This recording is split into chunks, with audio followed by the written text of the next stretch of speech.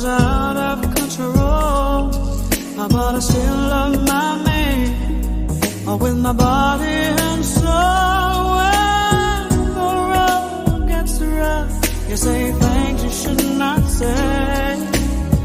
I never meant to treat my baby that way. I apologize. Believe me. Oh, believe me, I do. I apologize. Honest and true, because I know I was wrong, and so I sing you this song that I'm trying to get through and make it up to you. Yes, operator, it was like a bad dream. Lord, you should have heard the way he shouted and the word I screamed. I regret it, 'cause I was unfair. I took it all out on him, just because he was there. When the road gets rough, you say things you should not say. I never meant to treat my daddy that way. I apologize. Believe me. Oh, believe me, I do. I apologize. Honest and true, because I knew I was wrong. So I sing you this song, and I'm gonna get through you and make it up to you. I apologize, for I was unkind, and I wish that I could roll back in time, erase the goodbye, and rewrite my life. But come rain or come shine, I wanna do it right this time. I apologize.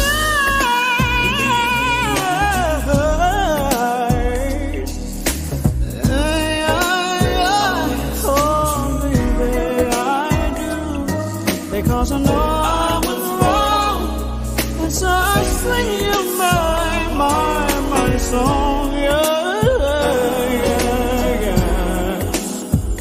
I apologize. I apologize.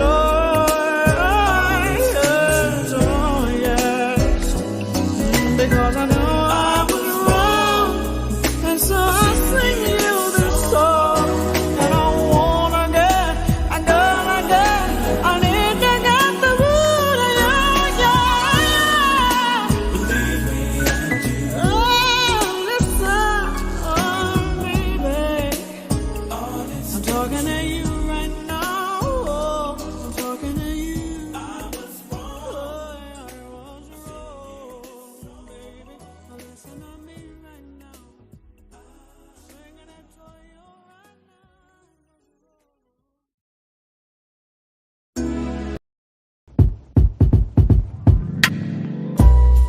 Oh, my, I'm feeling high. My money's gone,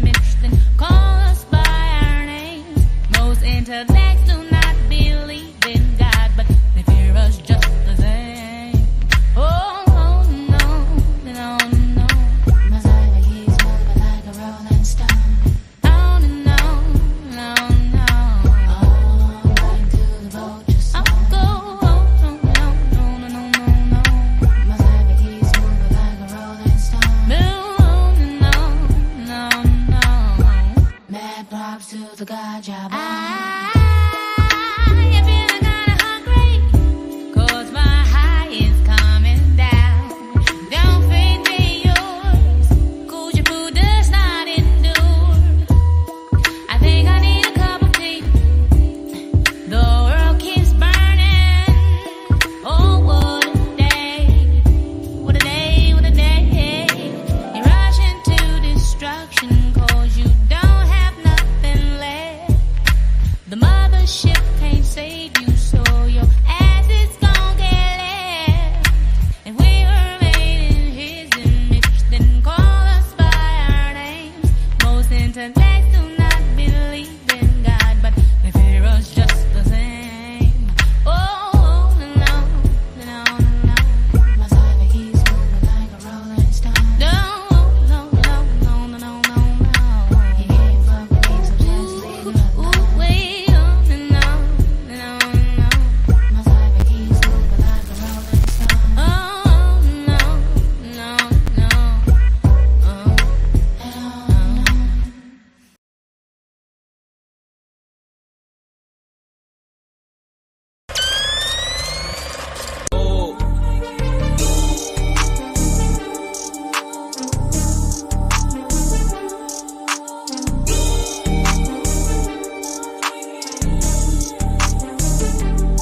These niggas really ain't on nine. These niggas be talking about really irrelevant. They got hella guns, but they don't never spend. Niggas hate on the low 'cause we finna win. These niggas really ain't on If nine. they really was smoke, we'll be at your residence. They got big guns that can knock down the elephant. Niggas don't like me 'cause he on some jealous shit. These niggas really ain't on Why nine. you worrying about me? Better stack up your president. And I been make a move, I'm a veteran. Still in the street, but I move like the president. These niggas really ain't on These nine. niggas be talking about really irrelevant. They got hella guns, but don't never spend. Niggas hate on the local, we finna win.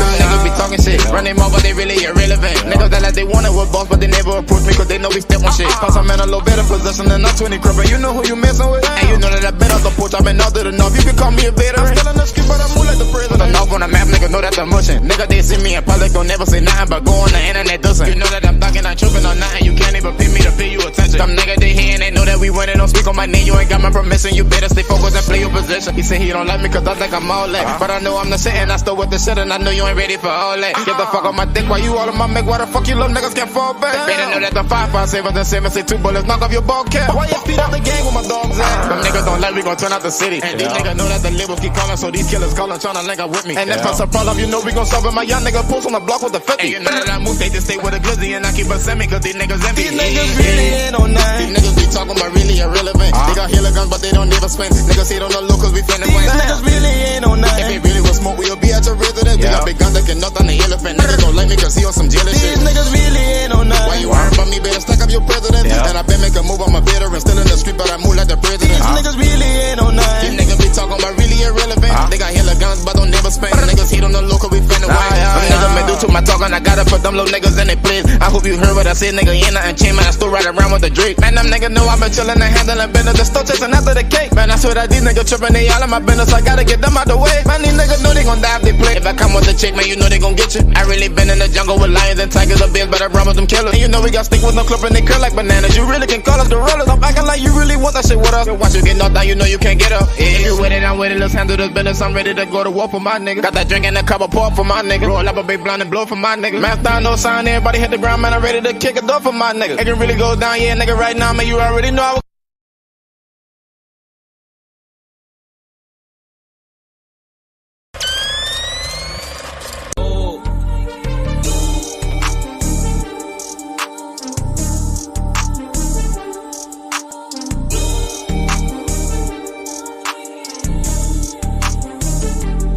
These niggas really ain't on nine. These niggas be talking about really irrelevant. They got hella guns, but they don't never spend. Niggas hate on the low 'cause we finna win. These niggas really ain't on If they nine. really was smoke, we'll be at your residence. They got big guns that can knock down the elephant. Niggas don't like me 'cause he on some jealous shit. These niggas really ain't on Why you nine. worrying about me? Better stack up your president. And I been make a move, I'm a veteran. Still in the street, but I move like the president. These niggas really ain't on These nine. niggas be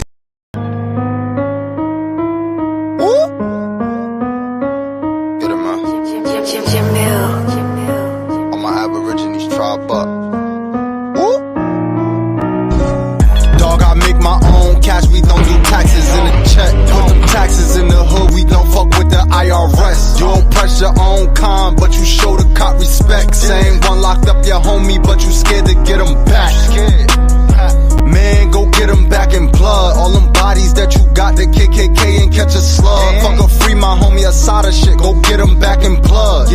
who locked your homie up, go get him back in blood. If George Zimmerman ain't dead, I don't wanna hear about how you tough. Claim you a shooter when the cops come, you run and toss your gun. While we aiming at each other when we got a bigger war. Niggas musta forgot what this gang banging really for.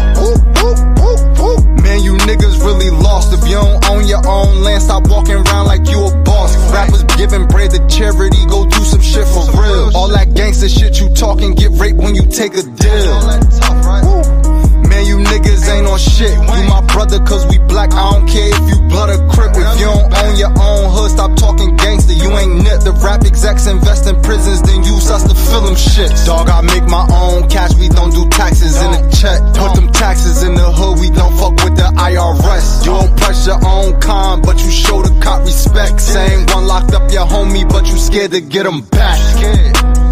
Man, go get him back in blood. All them bodies that you got, the KKK ain't catch a slug. Fuck a free my homie Asada shit, go get him back in blood. Yeah, you know who locked your homie up, go get him back in blood. Niggas know who locked their homie up, man.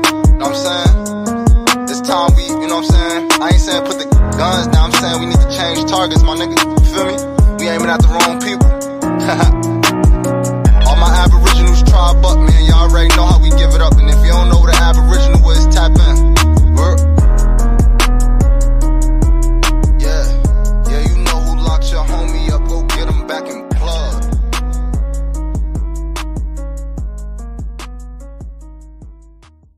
Not crazy at all, okay? Everybody knows saying that Dirty is crazy. Dirty is not crazy at all. Dirty just foresee a lot that a lot of people don't foresee.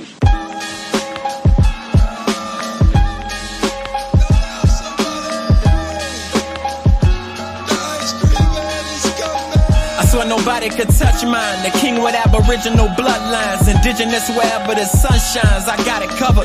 We've been discovered the sacred land, not Columbus. Stop the front and you're hating. The natives was copper color. We the greats, we embrace indigenous DNA. Ancestors beaten, raped, they captured us. We were slaves, but before we was peaceful people striving. They seen it, typical colonizer saying all our kindness is weakness, destroying nations, diminished our history, then erased it. Committed genocide, turned corpses to corporations. Bought more of us on the slave ship. They was taking us for fools, and we still waiting for that 40 acres and a mule. Tell them run that, it's going down like a sunset. Our genocide was a setback for major comebacks. I run laps around these lies, speak facts you gotta find. But it's hard to rise cause we all trapped inside our minds. So it's time to break the chain, stop fighting and make a change. Different tribes worldwide, united on the terrain, giving game on survival. We passing the truth on how to live off the land and grow natural foods. Let's get it.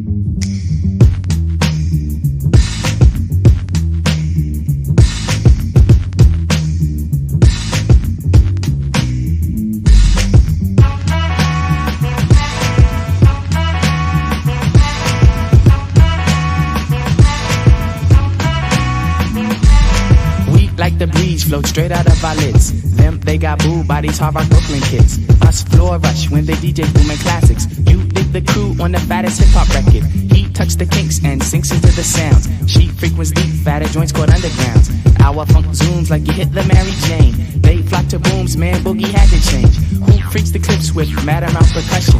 Where kinky hair goes to unthought of dimensions. Why's it so fly? Cause hip-hop kept some drama. When Butterfly rock the light blue suede Pumas. What by the cut? We push it off the corner. How was the buzz entire hip-hop era? Was fresh in fact since they started saying Audi. Cause funk's made fat from right beneath my hood. The pooba of the styles like Miles and shit. Like 60s funky worms with waves and perms. Just sending junky rhythms right down your block. We beat to rap, what key beat to lock. But I'm cool like that, I'm cool like that, I'm cool like that, I'm cool like that, I'm cool like that, I'm cool like that, I'm cool like that, I'm cool, I'm cool. We beat the chocolates, taps on my raps. She innovates after sweeter cat naps. He at the funk club with the vibrate. Them they be crazy down with the 5-link. It can kick a plan, then a crowd burst. Me, I be digging it with the bug verse. Us, we be freaking till dawn, peace and I. He gets a stranger smile, so I say hi. What's up? Who understood? Yeah, understood the plans. Him, heard of it and put it to his hands. What I just flip, let borders get loose. How to consume all the beaches like juice. If it's the shit, we'll lift it off the plastic. The babes will go spastic. Hip hop is a classic. Pimp player sharp, it don't matter. I'm fatter. Axe butter how I zone. Man, Cleopatra Jones. And I'm chill like that. I'm chill like that. I'm chill like that. I'm chill like that. I'm chill like that. I'm chill like that. I'm chill like that. I'm chill.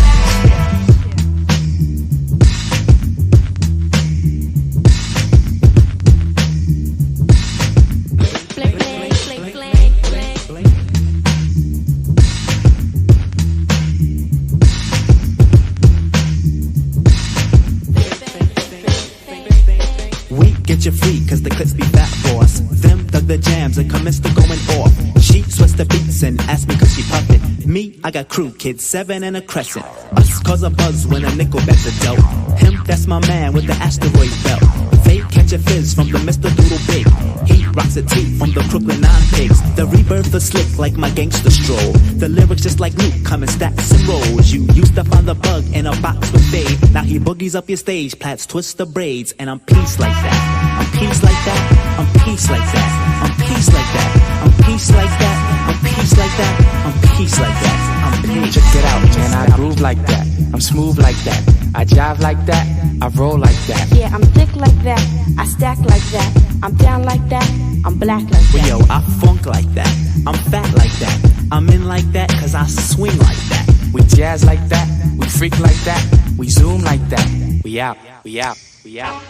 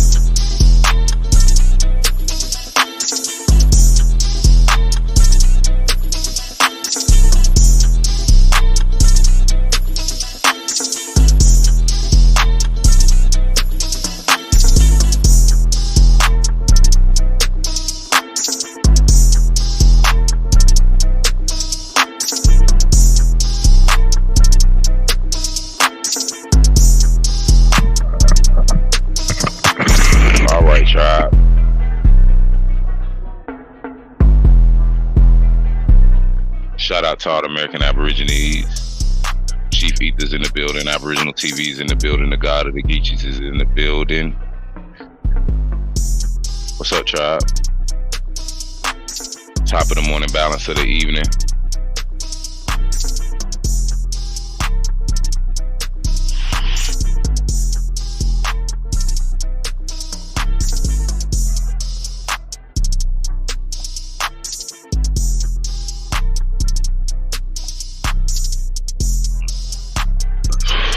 Just checking everything out, tribe. Just checking everything out.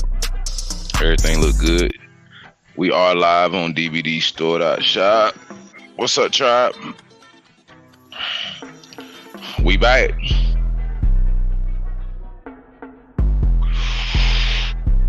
Let me get my shit together over here, baby. Hope y'all having a good day today so far. We got 30 people in the building. Bang that like button. Share the video out one time. It's a new day. What's up, tribe? These people pissing me off with this shit.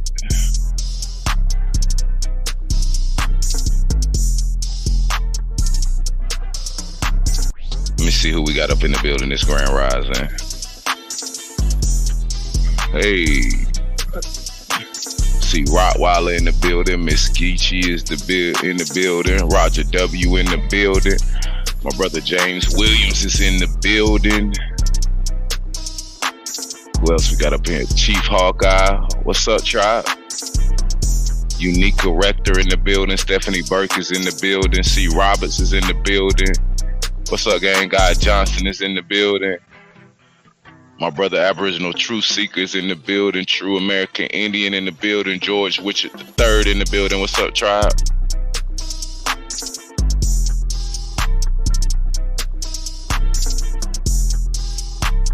Y'all good? They say they trying to shadow ban the live.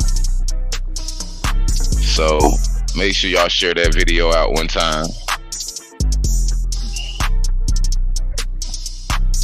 We 23 minutes in and 31 people watched out. I'm gonna change this shit around one time, drop.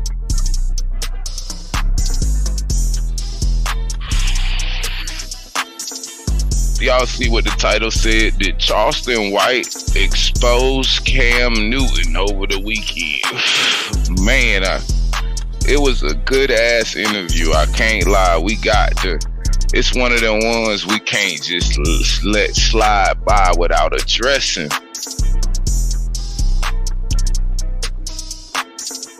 All right, so it's just not gonna work. I see what they doing. They just on some bullshit. Hold on, tribe. How long is the download gonna be downloading, gang? Jesus.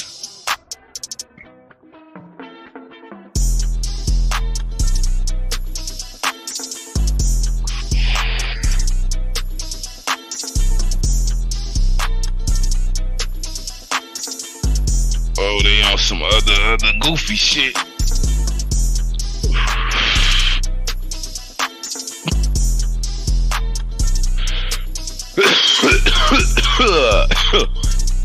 Excuse me.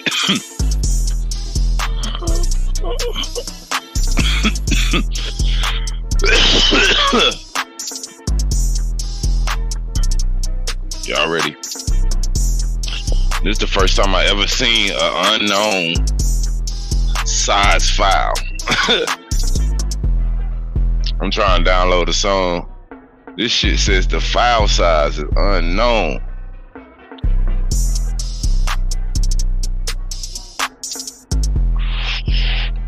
Okay, baby. Y'all ready to have our annual intro? Before we get started, let me say this episode is brought to you by the Digital Black Dollar. All of our affiliates and subsidiaries. Shout out to the tribes. I hope everybody's doing well. It's Grand Rising. We got our new giveaway set up. 7 for 7 is no longer available. We have had a great run on the 7 for 7s and the 5 for 5s. Shout out to the tribes. We up to 20K and products given away since we started, tribe. We somewhere in the upwards of the vicinity of 20,000 and products in a little under, what's this? We started in June or July. What's that? September, October, November, December. About 5 months, tribe. We running it up. Shout out to y'all. We couldn't have done it without the tribes. So I'm gonna go ahead and continue to, turn up one time for y'all, man. Just a quick update for all those who are invested. We did get the move done, tribe. We got the move done. And we all in one piece. Give thanks to the ancestors for giving us the opportunity to do what we gotta do and what we want to do at the same motherfucking time, gang. I can't even be mad. If you want big boy things, you gotta do big boy shit. Everybody want to get paid 72 an hour, but don't nobody want to climb up on the top of that motherfucking electricity pole, nigga, and change out a light bulb. I think that's what shows us is that people want shit. They just want shit. Even if it's not based in nothing, they just want shit. Alright, you can stop wasting my time there.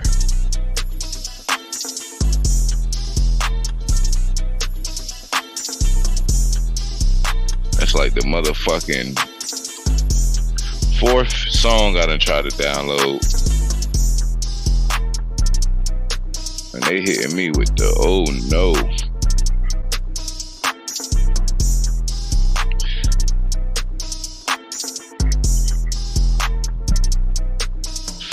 Alright, so let me get this shit pulled up. I gotta say, man, you know I'm a Carolina nigga, so like I fuck with Cam, like, you know what I'm saying? Till he get to dressing like motherfucking the Riddler and shit, nigga. And that nigga get to dressing like the Riddler, I don't know, that's that Atlanta line, that's that other Atlanta shit. I don't know about that. I know about that Geechee shit he be on sometimes, but when he get to dressing like a motherfucking bus driver for the Magic School Bus, nigga, I just be like, I don't know who I be like.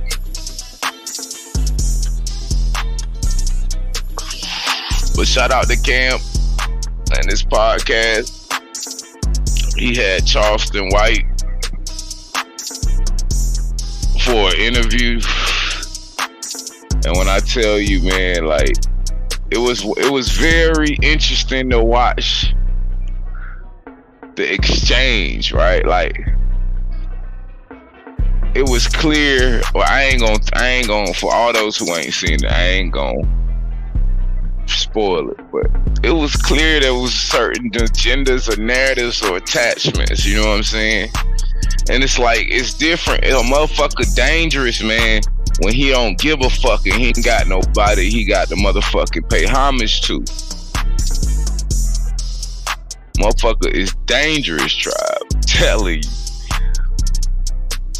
When he ain't got to kiss the ring of a motherfucker gang, like he get the sounding out, what they say, extraordinary, nigga. Nigga sounding extraordinary amongst the regular peasants. But I thought it was very interesting, and I thought it was a lot of jewels dropped here. So we gonna start the week off with this shit, tribe. We gonna start the week off with Charleston White versus Cam Newton. And it was definitely a versus. It was definitely a versus, tribe. Charleston White versus Cam Newton. Y'all better leave that little nigga alone, man. That little nigga told you, goddamn. Shout out Dre Cobbs in the building. What's up, tribe? Luana Hedgepev in the building. My brother Marcus Adamu in the building. What's up, tribe? Alright, so let me finish. Before we get started, let me finish up. So we did 7 for 7. We are now officially on 8 for 8. And we are giving away official tissue Aboriginal TV Digital Black Dollar giveaway hoodies now. So we are giving away hoodies. Shout out to y'all who voted and help us choose and decide not only what we're gonna give away, but the price point in which we need to reach in order to unlock that giveaway. Also, I'm about to potentially be instilling a second opportunity for giveaways in the middle of the week. So we might have Wild Out Wheel Wednesday. I might bring the wheel back. I'm gonna add some new hot shit on the wheel for y'all. I'm still working on the infrastructure of it, but most likely it will roll out in the beginning of the year. You know what I'm saying? If everything goes correct. So that's where we at with it now. We on 8 for 8. We giving away hoodies, and we on the horizon of another giveaway on Wednesdays. Okay, so y'all be prepared. Okay, we're gonna switch it up. We're gonna Do Wednesdays and Fridays, most likely coming at the beginning of the year. You know what I'm saying? We're gonna see how many people we can give some blessings to before we get up out of here. All right, tribe. Y'all ready?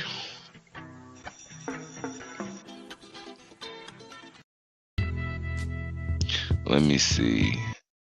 Let me get y'all right. Let me get y'all right. As I get this pulled up.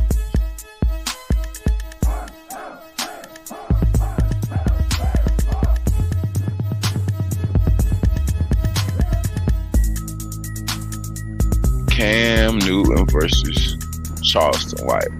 I'm willing to die, kill, and go to jail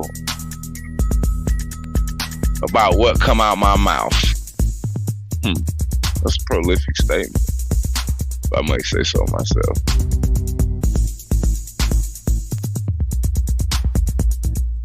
How many niggas is ready to die? I wasn't an entrepreneur. I was kill or go to jail about what's coming out your mouth.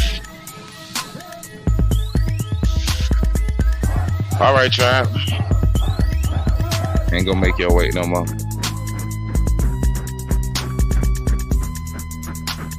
Hold on, let me cover this up a little bit. Don't be hating.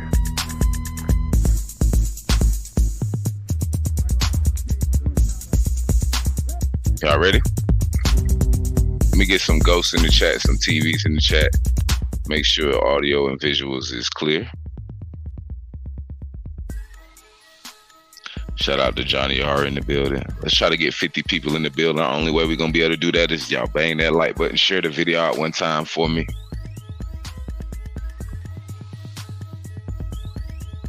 Says the thumbnail don't show up. That's interesting. They glitching something. Ain't that crazy?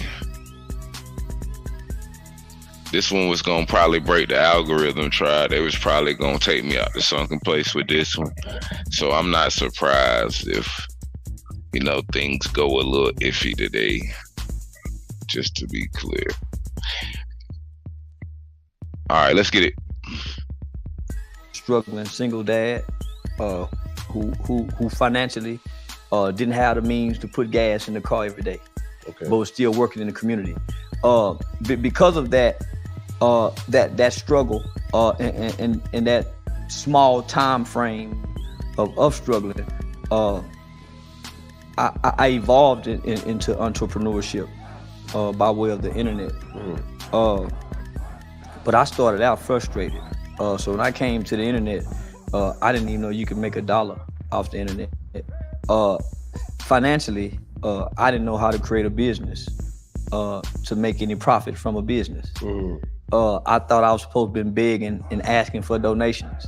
So the internet taught me a lot, and it helped me to become all those things that you just named. So really what I do know, and I've told you this while we were talking in anticipation to get you on Funky Friday, behind everything that you say, controversial, agreed upon, or disagreed upon, behind everything that you say, I can agree that there's some truth to what you say. And a message. I ain't just talking to be talking. I ain't started out trying to be funny. When I was describing post babies with rundown Michael Jordan tennis shoes, I wasn't saying that to be funny. When I was talking about them ghetto with them weaves on their head, riding in the car, patting them head because they can't scratch their hair, and their daughters grow up patting their head because they don't know that's what they mom. So I wasn't saying that to be funny. When I was talking about the siren laying around the house, watching a woman go to work with that good in the bed, but he can't fix no alternator, he can't get no job, he laying around the house jacking his off on the phone, going outside to hang with a bunch of only to end up in jail by Friday. I wasn't saying that to be funny. That was my observation from doing qualitative studies in our community from community work. So I wasn't trying to be funny. The internet told me I was funny. For one, I didn't know I looked funny. The internet told me I looked funny. Oh, look at his eye. Ah, look at his dread. So nigga, I didn't know I looked funny. I thought I was cute. So the internet shaped this what they see today. Okay. Well, I must admonish the viewer to understand this. We ain't even 5 minutes into this segment, and we already ruffling some feathers or may. Would you don't bring your shadow band ass over here to Funky Friday and get my shit shadow band too? But we're gonna have a good time today, because one thing that I do believe in is accountability. One thing I do believe in is making sure that I don't judge, right? Yeah. Even though in my religion I love it so much so that it reigns supreme of everything in my life, I think sometimes as Christians we can't have this judgmental attitude. One of the first things some of the most devout Christians do when you go to church is, where you been? Mm-hmm. I ain't seeing you. And so when you go, if you go to church and then you don't go to church and you come back to church, the church will make you feel shame in their judgmental approach. Well, where you been? We ain't seen you in a while. So I get it. It's a very, and I wouldn't identify as a Christian, but I have Christian values and beliefs. I believe in Jesus. I believe that he's the Son of God. I just don't take the title as a Christian. Man, I just believe. I just believe. So what are you? A believer. That don't make you a Christian? No. Because I also like to sin. And most Christians don't admit that they like to sin. But you do understand that Jesus died for all our sins. Yeah, that's why I sin. That's why I sin and just say, I pick my sins wisely. Okay, but you know you're not perfect. I don't want to be perfect. I think that is true. But my saying is, most Christians don't admit that they like to sin. Most people can't admit to the sins that they do. That they like to do. See, something that we do, but we also got some secret ones that we like to do. But that's everybody. That's not Christians, Muslim, Hinduism. That's just everybody as humanity. When the FBI studied Malcolm and when they studied Martin, one went and spoke and came back to the hotel and prayed and talked on the phone with his wife, and they don't have no dirt on him. He was Muslim. The other one went and spoke and came back to the room and partied and fucked like a motherfucker in every town he went to. That was the Christian. So it's a difference. One was studied full time. How do you know that though? Because now you're using my platform trying to bring all this speculation of Martin Luther the King. Because it's documented evidence. The FBI said that Malcolm X was a saint compared to the doctor. It's very well documented that Dr. Martin Luther King was just like any man. He was a whoremongering preacher. It's documented. Compared to Malcolm, who has no documentation of doing anything such like the preacher. See the difference? I hear exactly what you're saying, but that doesn't necessarily rectify you not being unknown to your religion. I think I don't want to be a religious man. I don't want to be Muslim. I don't want to be Christian. I don't want to be Hindu because I don't pick up the books. I want to be able to grab hold to the spirit. Yes, most of the people who I heard talk the books and can recite the books don't show the spirit. Yeah. They can't access the spirit. But this is where I can agree with you, but also it's for me to also admonish you to say you use your platform for people to receive the word in your own right. See what I'm saying? I don't deliver the word because I don't know the word. I walk with the spirit. My mother didn't know the word. I don't know the word. I hadn't picked. See, that's some prolific shit right there. The nigga said, y'all pick up the books. Y'all know the words in the books. I don't know all the words, but I know the spirit in which the words on the book was written in. Now that's some different shit right there. Do y'all niggas understand the difference between knowing the words in the books and then being like attached to the spirit of the individuals that's motherfucking writing the words on the book. Like it's two different things. I think that is like some of the issue in this YouTube community shit. You know what I'm saying? All niggas have and all niggas talk about is primaries and shit like that. They all what's in the book, right? Nigga can recite every word that's in the book, but are you even like understanding the essence in which these words were written and configured, and why they were configured, in which the frequency they were, and what that does when you read them? Like that's you see how many processes your brain has to configure to just understand that concept, right? You can know the book or you can be the book. It's that simple. And some niggas read the books in order to tap into the frequency of the niggas who wrote the books. But either way, you kind of gotta pick a side, right? Are you gonna focus your energy, time, and effort on tapping into the spirit and being a goddamn living representation of the word, as some of our Christian brothers and sisters would say? I could just take the word and switch it to ancestors and it just still mean the same thing. Like, you gonna be a proper representation of your ancestors, or you just gonna do what the book said your ancestors was and what they did? It's two different things. That's why I be fucking you niggas up on this like intellectual battle shit, cause you niggas read books. I'm focusing on tapping into the spirit of the ancestors that the niggas is writing the books about. It's different, gang. Let's continue. Picked up the Bible to read the word. I got the spirit. Because when I wanted the word,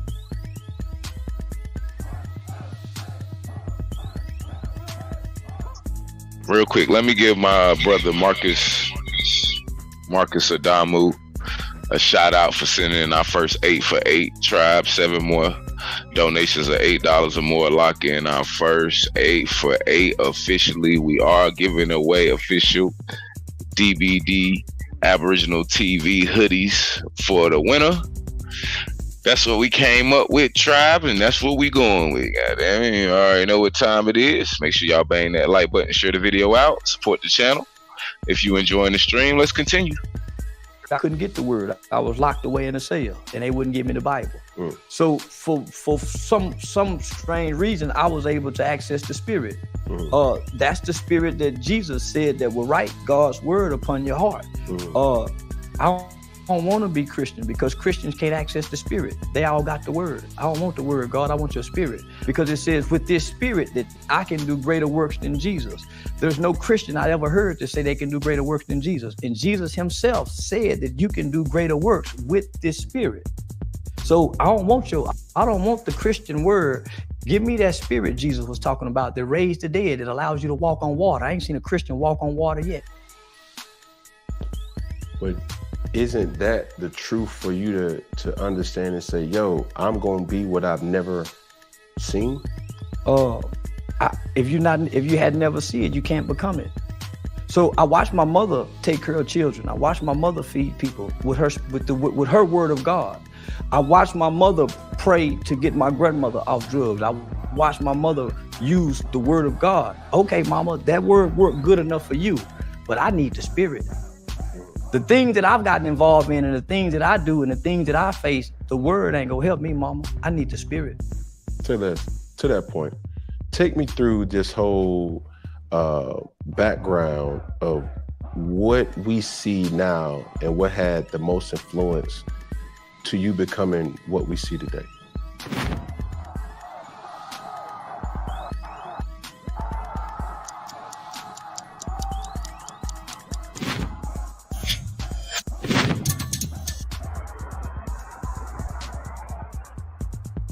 I fell in the washing machine when I was 5 years old. So my mother was asleep. I snuck outside and I was in the laundromat playing on top of a washing machine. And I was jumping up and down, getting ready to jump off of it, but I was jumping hard. The lid popped open, and I fell in, and I broke everything from my waist down. We ended up suing Quick Wash. And the reason we won the lawsuit is one of the reasons why now when you open a lid to a washing machine, it stops. It was supposed to stop, and it didn't. So I broke everything from my waist down. So I had a bone pop out here, a bone pop out here. I had pins in my leg. This is at 5 years old. In the washing machine spinning like this. I pulled myself out and then passed out. I was in a full body cast from here all the way down with a stick between my legs. So I had to lay flat like this, and I had to learn how to walk again. I was walking in that body cast. They thought it was a miracle. They thought I was a miracle child. I rose up one day in that body cast and started walking with a broken up body. I got the Spirit of God at an early age. So 2 years later after that, I put my right eye out. So I've had 9 eye surgeries. When they used to put that oxygen mask and make a nigga go to sleep, somewhere in the Bible they says to be absent from the body is to be present from the Lord. Whenever you go to surgery, you're absent from your body. In my mind, I vividly remember having dreams going somewhere to help as a kid. So you only have sight in one eye? Yeah, this is a prosthetic limb. It's a glass eye. Oh, wow. So that's from 5 to 7. Okay. So I had to learn how to re-walk again with no problem. So I ain't got no hip or nothing. So if I was to stand, I ain't got no hip or nothing. So that's at 5. At 7, so from 7 to 12, I had 9 eye surgeries. So I never really got to go to school. So I had a private tutor. It's things that I remember education-wise that I don't know how I got this knowledge. They don't teach us about Jim Brown in school. Nigga, I know everything about Jim Brown, the abolitionists. I got knowledge and information but that white tutor, I had a white tutor in the 80s coming to my home to teach me. So I was groomed to be an intellectual. So I didn't really get to go to school to the 6th grade. By the time I got to the 6th grade, I caught a capital murder case in the 8th grade. So I'm an institutionalized baby from medicine, hospitals, to now incarceration. I'm a book-driven baby. I've been reading books all my life. I ain't been outside playing. I ain't played no sports. I've been reading books. I've got a brain full of knowledge. I've been watching television, studying movies and actors. That's how I can act. So what you see now is a product of a system. Nigga, I'm an educational baby. That's why my knowledge and my articulation is what it is, because when I went into the system, I began to read more books. So when niggas was playing dominoes and watching rap videos, I was reading Danielle Steele Love novels. So I'm very charismatic. I'm very charming.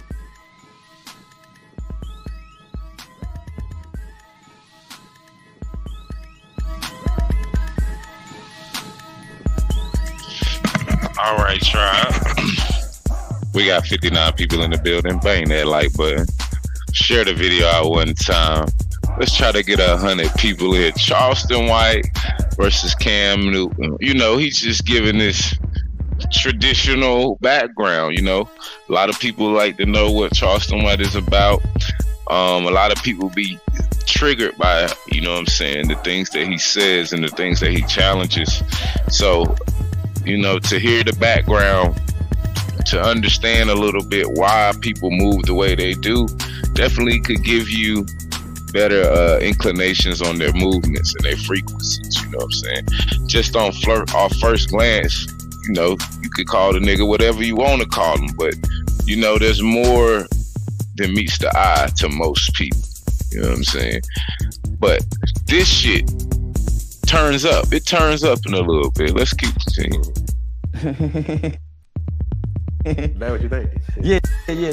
Well, that's how I've been able to get by getting in trouble. But let me getting in front of a judge and being able to say yes sir, no ma'am, yes ma'am. Getting in front of a probation officer, knowing how to make eye contact, sit up straight, look them straight in the eye. All of that was a charming. Out of all those books that you had access to, you ain't never had access to a Bible? Yeah. I refused to read the Bible because I couldn't, as a kid, I couldn't connect to the language that the Bible wrote. Thou art. My understanding couldn't comprehend that. Okay. Were you coherent to understanding that there were different versions of the Bible? Yeah, I understand about the council when they introduced Cesar Borgia as the white man with the blonde hair, and they took out pieces of the Bible. So I know the Bible have been dissected to brainwash, to control. Yes, so what I did was, but not more or less that level. Like the international version. I understand it, but as a kid, you don't know that. Yes, sir. As a kid, you don't know to pick up this book and say, okay, they got a King James version. Okay, you don't know this. All you know is here, read the Bible. They said read the Bible, and you can't really understand what the preacher's saying. Correct. But I have a mother who are quoting scriptures, and I'm hearing her say these scriptures, but they're not making no sense. Mm-hmm. All things work for the good of those who love God, is called according to his will and his purpose. Mama, I'm locked up here for murder, and I'm gonna be here for 4 years. How is this gonna work for my good? But she's trying to explain this to me, and I'm saying, man, shit don't make no sense. Mm-hmm. I'm rejecting everything she's saying. For one, most kids reject what their parents teach them because you think the world know more than your parents. So this ain't making sense, mama. This God that so loved the world that it give a son, then why this kid over here get molested if God love us? Where my dad at, mama, if God... Shout out to my brother James Williams for sending the donation. That's our second donation. 6 more donations of $8 or more will lock in our first giveaway hoodie. Hey man, y'all better listen up, man. Say what the fuck y'all want to say. Try like I'm riding with Charleston on this game. I'm riding with Charleston white, nigga. Fuck y'all talking about, nigga. I'm standing for the culture. I'm standing for them old niggas who goddamn still was holding on to the culture. You niggas done lost the culture. You niggas done sold out. Goddamn it, and cooning or not, nigga, we'll call it what you want to fucking call it. I'm standing on business, nigga. Let's go. So good. You keep hollering about God good. How he good? How? And so it ain't making sense. So you don't believe in this scripture, raise up a child in the way he should go? As a kid, don't know scripture makes sense. I know it now. That's of course. So but as a kid, it says train up a child. Yeah. How many parents are really training? We're raising our kids. We ain't training them. That's why when they get in situations, they don't go to their training to make good choices.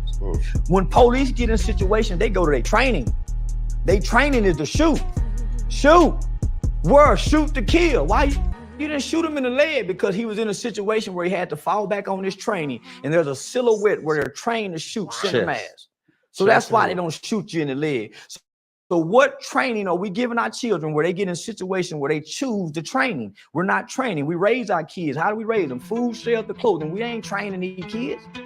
We ain't training these motherfuckers. So we ain't trained. We got to go to work. Mama got to go to work. Daddy cross town playing stepdaddy, making more babies. Who training us? Nobody. We've been indoctrinated at school and we've been programmed by the culture. Who's training us? So we can train up a child. That's why the kids ain't going no way, because ain't nobody training them. They're raising them. They're providing good homes, good clothes, good foods. But other than that, there's no training. That's why we're not in Boy Scouts. That's why we're not in ROTC. That's why we're not in no type of physical training to teach us how to do push-ups outside of sports. So as a kid, your parents are trying to introduce you to God, but you looking at the circumstances in a situation that y'all growing up in. So God ain't making sense to children no more. It ain't making sense. Was I blessed because when I go to school, the kids at school ain't blessing their food, but you got me blessing my food. It ain't making sense. Ain't nobody at school blessing their food. So I'm supposed to go to school and pray over my food. Now, I ain't teach me if you don't have a bunch of money to buy my attention. So my mother was financially stable to buy our attention. What your mom do? My mom worked for General Motors, retired from General Motors. The backbone of America, the blue collar worker in the 80s. In the 80s. So we were very financially stable. I had my own bedroom, homie, in the 3rd grade. I had my own phone line. I had the bunk bed, bed with the desk. I had the basketball goal. I had the remote control car. We had the Nintendo with the power pad, the duck hunting game. I had the Jabos. I had all the name brand stuff that a kid could want. But for one, mom wasn't at home. She had to work. So she provided a great home life. But when we got out of school, she was going to work. Daddy retired from the Navy. He doing his own thing. Were you raised in a household with your mom and your dad? No, just mom. Were they ever together? Yeah, they were together the first part of my life. But that's a vague memory. Yeah, but when you say first part, I have no memory. Okay, now do you think that had any type of trauma in your growth as a man? The absence of a father in any child's life leaves a child hurt, but ultimately develops a child as an angry kid, and can't nobody explain why the little motherfucker just angry.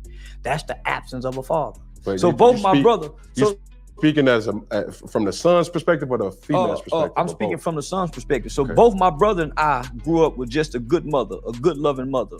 When I was 8 or 9 years old, homie, my brother looked at me and said, when I grow up, I'm gonna kill somebody.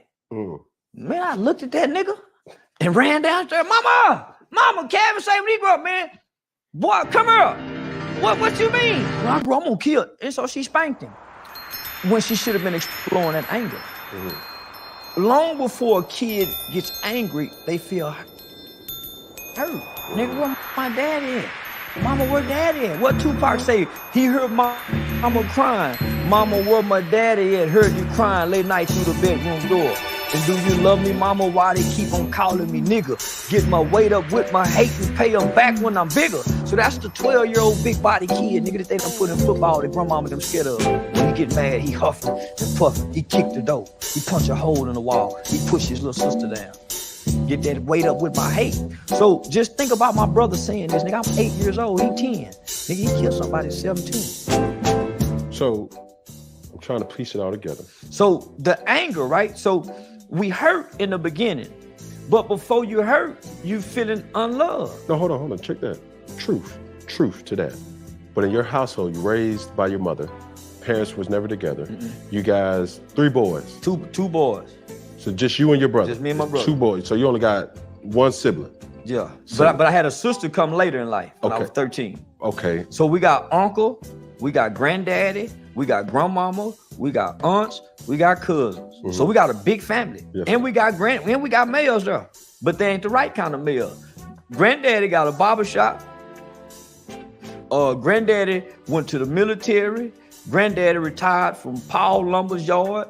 Granddaddy work at the bus barn. He the supervisor at the bus barn, but he pimping. He got all the hoes boosting and stealing. Granddaddy catch a major federal drug case and make the front page paper, right? So I remember my mother telling us when I was like in the 5th grade, don't go to school and tell nobody that's your granddaddy. His name Freddie White.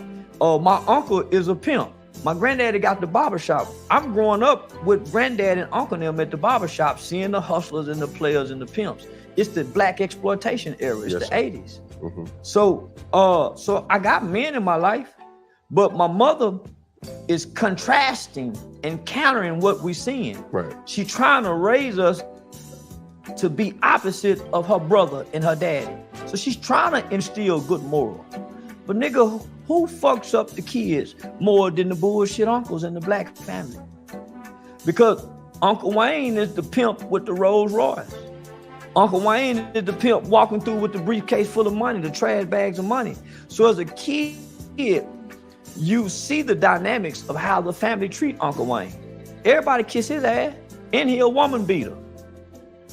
So everybody kiss his ass. So it's no different than a D-boy uncle who in the household with the mama who got the favorite brother. He coming through with the pants sagging and the gun. The nephew and them is picking up these traits. As he stopped through and get us with money, get out with money, rub them on the head, let them ride in the car with the hoes and the bitches. So I was a little king, like the little kid finesse 2-time guy. I was that little nigga with my uncle now, being exposed to this shit.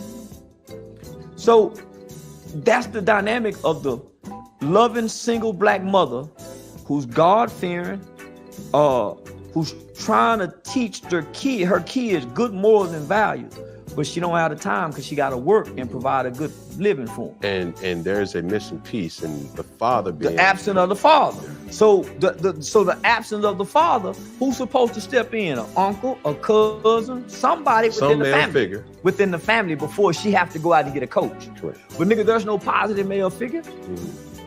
They teaching us the bullshit. Toxic. And they telling us don't listen to your mama. boy, you gonna be a trick listening to your mama.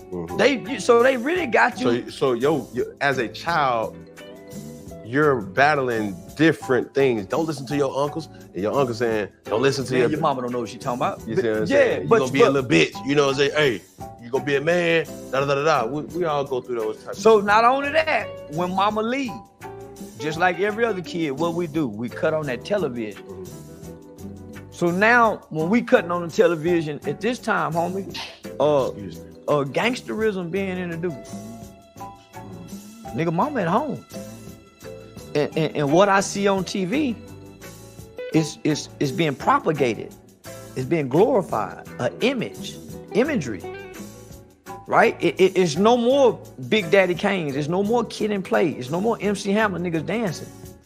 Imagery is now being subjected to children through the hip hop culture. The bad boy, the outlaw. Come on, homie. NWA, the gangster. Yeah. Nigga, fuck school. I pull a G about a week. Fuck school. Just that small line right there in a rap song. I pull a G about a week. Fuck school. That was KRS-One saying that. So when I cut off my television, nigga, them images that I see, that's like Uncle Wayne, the pimp. Yeah, that's who you relate to. Come on now. So now I'm spending the night over my homeboy houses. Nigga, they brothers is uncles is drug dealers and gangsters. They looking like the imagery. So now we're starting to take on the image. How do we learn the behavior of gangsters?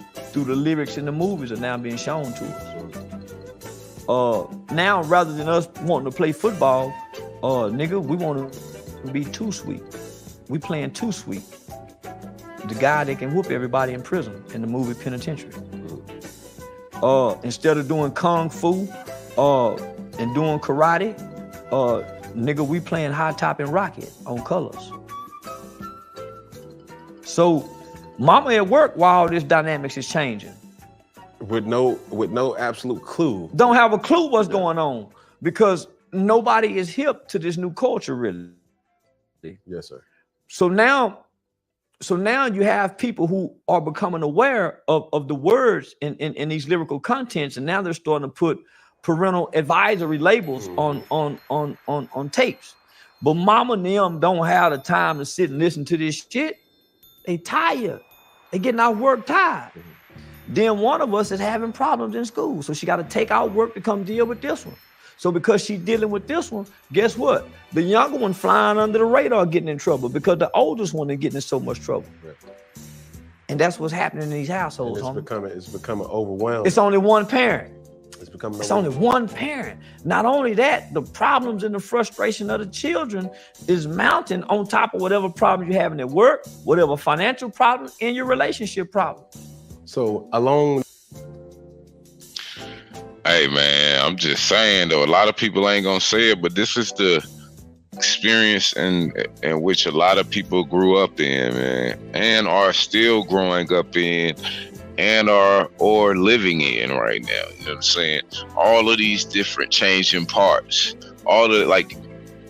You gotta be intelligent to understand and be able to comprehend the several different facets of life and all the different experiences that one experiences. Like even just to give somebody some advice on some shit, you gotta know some shit. You gotta have been through some shit. So it's very interesting just to hear how intuitive Charleston White is in the regards of everyday realities for a lot of our people in our community. Very, very interesting. That as you're, not just you, but what you've been able to verbalize and picture paint is a typical situation in Black America. I call it the traditional single African-American parent home. It's so not problematic. It's trauma-based. It's trauma. It's trauma-based. In that household that's festering, and you're building the next generation of killers, pimps, drug dealers, because that's what they see out of fear. You do this. It's some mothers. All my partners, they got the gangster mamas. them niggas was some of the most hardened killers in the streets because their mothers groomed them. The nigga who was groomed to be hard on a woman, he's very abusive because his mother taught him these traits. And whatever mama teaches us, we stand. God damn, that nigga just said some shit right there. Hold on, man. Somebody feelings gonna be hurt in this one, but listen, the pain is a part of healing and growth, nigga. We gotta get this bitch assness out of a lot of us, goddammit. And motherfucking the only way we gonna be able to do that is if we just keep it undone. Some point we got to stop lying to our goddamn selves, try. Like, that was some real shit you just said right there. To be hard on a woman, he's very abusive because his mother taught him these traits.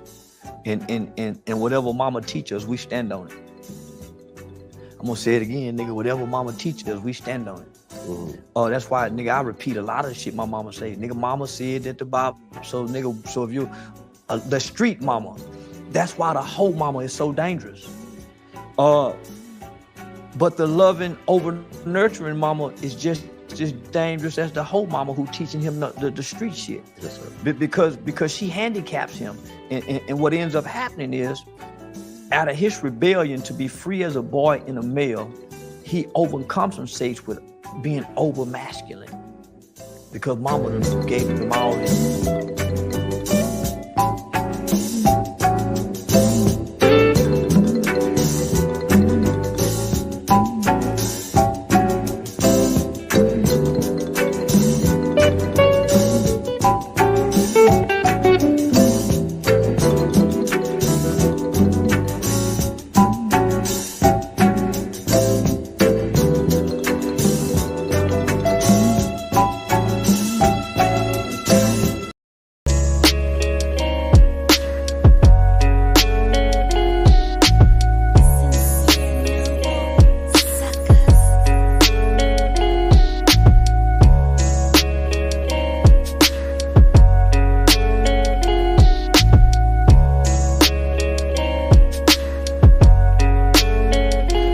Coast with the vibes, cause niggas love the coast to the vibes. Got me chillin', blowing smoke to the sky.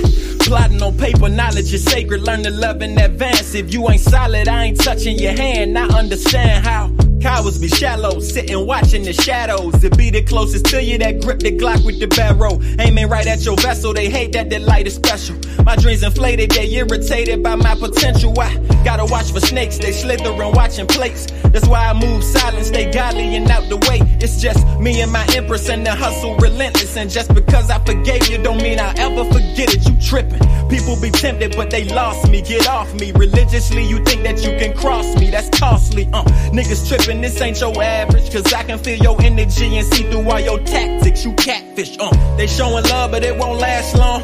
Cause nowadays, everybody got a mask on. Two faces. Soon as you make it, they gon' transform. Now tell them you ain't got no cash for 'em. Watch them show you two faces. Watch how you speak, don't get your crew wasted. Old tactics on new cases, got them using two faces. Every day they making new statements. Or had your family on the news aching, all because of two faces. New deposits are triggering new disguises. Cause once they see you got it, they dying to utilize it. You trying not to show it, I know what you do for profit. So don't try it, newsflash, you can never fool a prophet. That's why my circle's small, dog, cause balance is must. Plus I've been in situations that done damaged my trust. Getting played or betrayed and I handled it tough. Left me with cuts, I had to bandage me up, yeah. So now I see the world from a bird's eye view. I keep both eyes open and my third eye too. Cause there's too many obstacles trying to blur my view. As a child running wild, just want the world I knew. Nah, that's why I'm low key, enemies on a short leash. I stay away from it if it ain't paper or more peace. I'd rather level up and focus on myself. Cause the moment you start reaching out for help, they gon' put you on the shelf. They showing.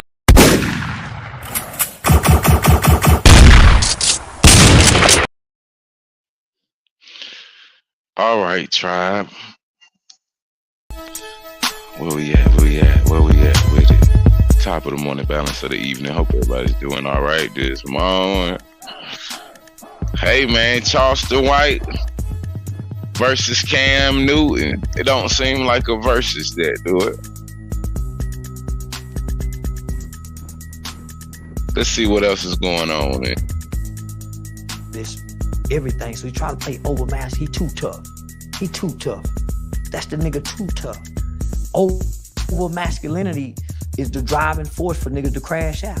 Nigga want to fight all the time. That's mama. He don't know to think because being analytical is a man's natural behavior, not an emotional state. Nigga, we been groomed. Ooh-wee! That nigga dropping some jewels right now.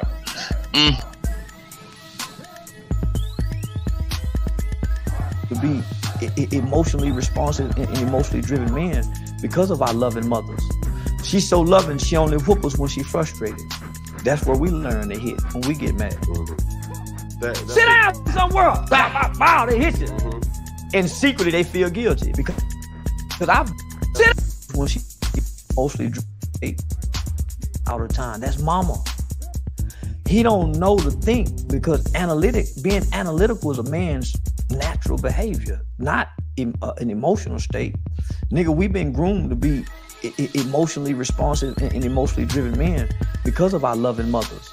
She's so loving, she only whoop us when she's frustrated. That's where we learn to hit when we get mad. Sit down somewhere. Bow, bow, bow, they hit you. And secretly they feel guilty because I've done it as a parent. Feel bad in the motherfucker, but you done already delivered the lick. I got a friend by the name of Terrence Sampson. He did 29 years on a 30-year sentence for murder. When he was 12 years old, he stabbed a next door neighbor 93 times. He said he had his first homicidal thought when he was 5 years old, after his dad had brutally beat him. But right after the thought, he said his dad walked in with tears in his eyes and said, "Son, I'm sorry." Imagine had his daddy done that before the thought.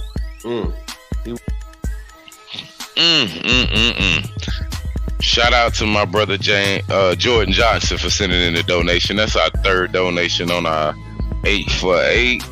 5 more. We'll lock in our first 8 for 8 tribe. Shout out to all the American Aborigines. We got some new content coming down the pipeline. Cam Newton versus Charleston White.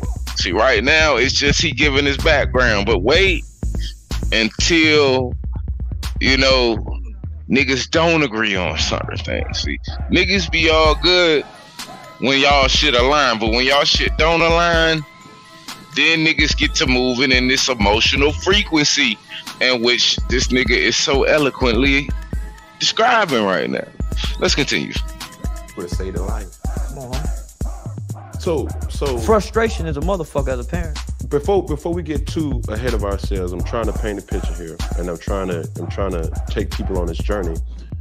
When you took me through 6 to 8. You talked about your brother committing a crime. For you, at 14 or throughout that whole process of juvenile, what was that like for you? It was traumatizing. Because you got to think, I'm a mama's boy, nigga. I'm the baby, and I just come from being hurt. So I've been in the hospital most of my life. Yes, sir. I'm a nurtured child. I'm a nurtured child who needed to be accepted. I didn't play football, didn't play basketball, so I needed to be accepted. And I found acceptance through negativity. Ultimately,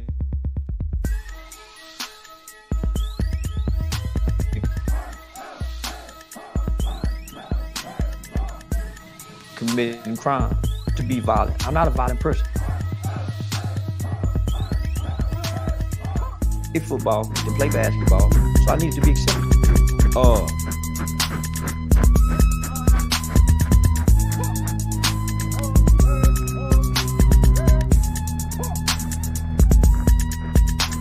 And I found acceptance through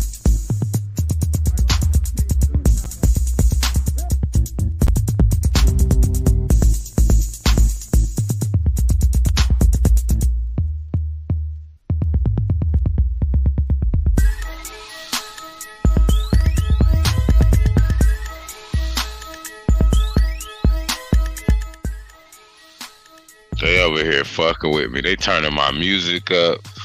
They blanking out my shit.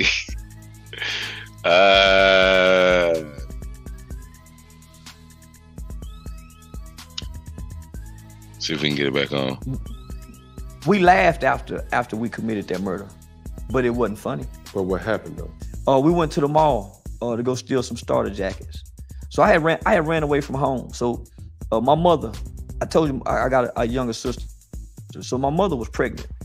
My brother was already off in the boys' home. So my brother had already been to the boys' home like 2 or 3 times, right? So he was already troubled. Because he was so troubling and giving mama such a hard time, I'm going through the adolescent stage. And of course, the adolescent stage is gonna be a bunch of rebellion. Right. So I'm really following his lead, but I'm flying under the radar. Right. So mama and them missing a lot of shit because I'm charming, I know how to pull my pants up, and I'm sneaking out. So mama don't know until I start getting arrested. Conniving. Very conniving, mischievous as they called it back then. So my mom get pregnant with my little sister. And naturally that triggered me into another part of rebellion. I ain't gonna be the baby no more. Right, you the man. Yeah, right? I ain't gonna be the baby big no brother more. now. Yeah, but I didn't want to be the big brother. I want to be the baby. Yeah. Nigga, I'm the baby. And so naturally I rebelled at 13 years old, going on 14, mom for to have another baby. So I ran away from home. And I tell this story, I used to run away from a good home, nigga. My own bedroom, walking on marble floors, bathtub trimmed in gold, nigga, food in the icebox to go play poor with my partners in the projects. Because I wanted to be accepted amongst the poor. Because the culture in our community make you feel like you ain't real if you ain't embraced by the poor. So well-to-do kids throw everything away just.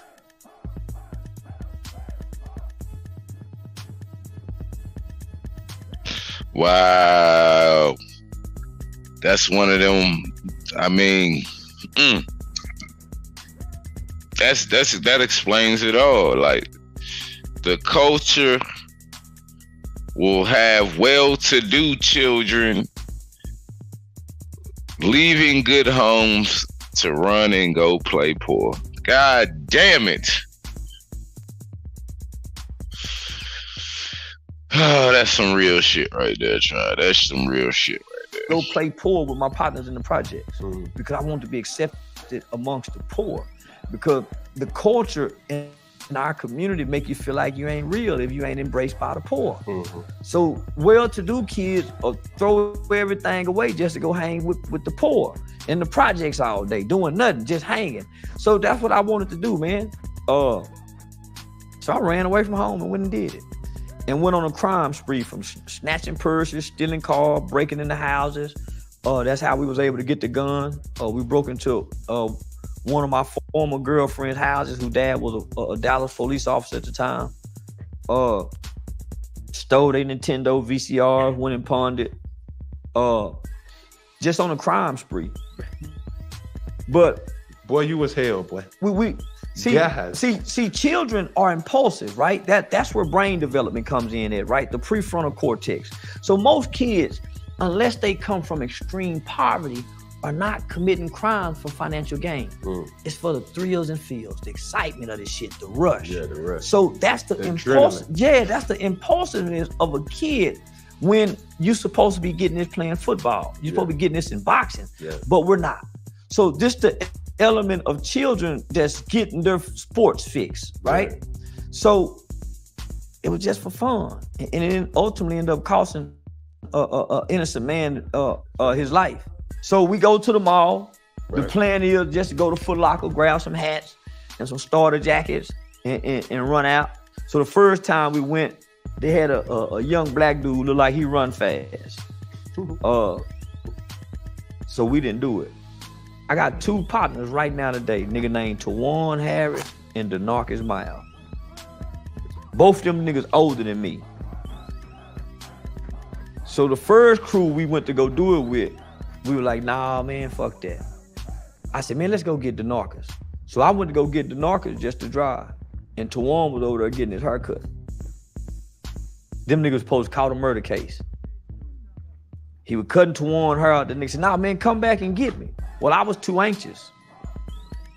I ain't go back and get Denarcus. I went and got Tawan, Big Tawan, and Little Tawan. Went to the mall, grabbed the jackets, grabbed the hats, ran out. And in the process of us running out, my victim, which was a little small white guy by the name of Michael Levy, he had just got married 3 days prior to that. He saw what was happening because he was working on his car in the parking lot. And so he tried to stop us. He ran and dove on top of the car. He started hitting the windshield with whatever wrench he had in his hand. And so I'm in the back seat saying, man, go, nigga, drive. My partner in the front seat, he can't put the car in gear. You know, back then, them motherfuckers go up and down. Yeah. And you can have the car and drive and cut it off and take the keys out. And so that's what he did. He reached inside the car and cut the car off and took the keys. And so and how old were you at this time? Yeah, I was 14. I had just turned 14. So I was 14. We was all 14, 15, 16, 17. So when we get out the car, I was sitting on the gun. So I get a gun to my partner. So I'm in here, man, shoot that motherfucker. And he shoot him. He wasn't trying to kill him. It just did. The gun that we had was a 38. Well, actually was a 357 snub nose with blue tip hollow points in it. So when he shot the gun, it went up and hit him one time in the chest. And because of the bullets, they thought we shot him in the back. You know, because them motherfuckers expand as soon as on impact. So they thought we shot him in the back. He died in the parking lot. So Tony Dorsett had just opened a club up. He was still playing for the Cowboys. I think he had just retired for the Cowboys or was still playing. He had just opened a club up right where the incident occurred. So it made headline news, front page paper. It was real big because we were 4 black children who had killed the white man. And in a week, within that same week, 3 skinheads had killed this black man that was sitting on the back of his car. So both of them were very high profile cases, which of course, in the media, the white kids were being treated lenient and we was getting more time. But I got less time than anybody. But my mother was financially able to go out and get some of the best lawyer representation in the city, which was a guy by the name of Carl Mallory and Louis Stearns. And Carl Mallory is dead now. May God rest his soul. And Mr. Stearns ended up becoming Judge Louis Stearns. So he just retired from a judge. So I had 2 of the best lawyers in the city. My co-defendants, homie, they mama and them couldn't afford that shit. One of my co-defendants got out on bond, and his mother moved him to, I think, Oklahoma or something, and he ended up dying, running from the police in a high-speed chase. My oldest co-defendant got 99 years, went back on appeal, and was released on a 25-year sentence. The 16-year-old shooter got 75 years. He's still incarcerated right now to this day. Our crime happened September 18, 1991. So I'm one of the first children. Oh my, I just got chills. I'm one of the first children in Fort Worth, Texas to be tried and adjudicated for the crime of murder in the early 90s. In the state of Texas, I'm one of the first children who followed in a group of children who was tried, adjudicated, and sentenced for the crimes of capital murder and murder, who was sentenced under Texas juvenile law. It's called Texas Juvenile Determined Sentencing Law, where a kid can be sentenced up to 40 years. So I got a 12-year sentence for capital murder. So take me back real quick to the individuals who killed the black boy. How long did they get? Boy, I almost said his name, Josh. I think Josh got like 12 or 13 years. The white guy who pulled the trigger, he got like 50 years. And then the other guy got like barely 20 years. So all of them got significantly lower amounts of time than my counterparts. So me and Josh, we was in the boys' home together. He was just a white kid, homie. You know. The same dude that was a part of the. Yeah. So his co-defendant was tried as adults and sent to prison as teenagers, like mine was. Josh should have been tried and sentenced to prison, but he was a white kid. The only reason I wasn't tried as an adult is because I was 14, so I didn't meet the certification age. But the following year, the state of Texas lowered the certification age where a 14-year-old can be sent to prison. Ultimately, they lowered the age to 10 years old, where a 12-year-old can be sentenced to life without parole. So many people don't know, up until 2016, that there was only three countries on this entire planet that would take a 12-year-old kid and sentence them to life without parole. That's America, Sudan, and North Korea. At 12 years old. At 12 years old. Catherine and Curtis Jones is 2 children out of Florida who was sentenced to life without parole. Sarah Cruz in life without parole. Man, I can go on and on. George Toker, life without parole. I can go on and on. These were children. Still incarcerated, or have. There's like right at 2,000 individuals who have been locked up in America since they was children for crime they have committed as children and have life without parole that would die in prison. As young as 12 years old.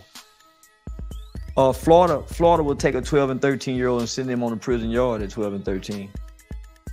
Catherine and Curtis walked in adult prison at 12 and 13 years old. Both were brutally raped at 12 and 13 years old in prison in America. So what I'm hearing in this particular moment is like prison reform is essential. It's real. It's very essential. It's very essential.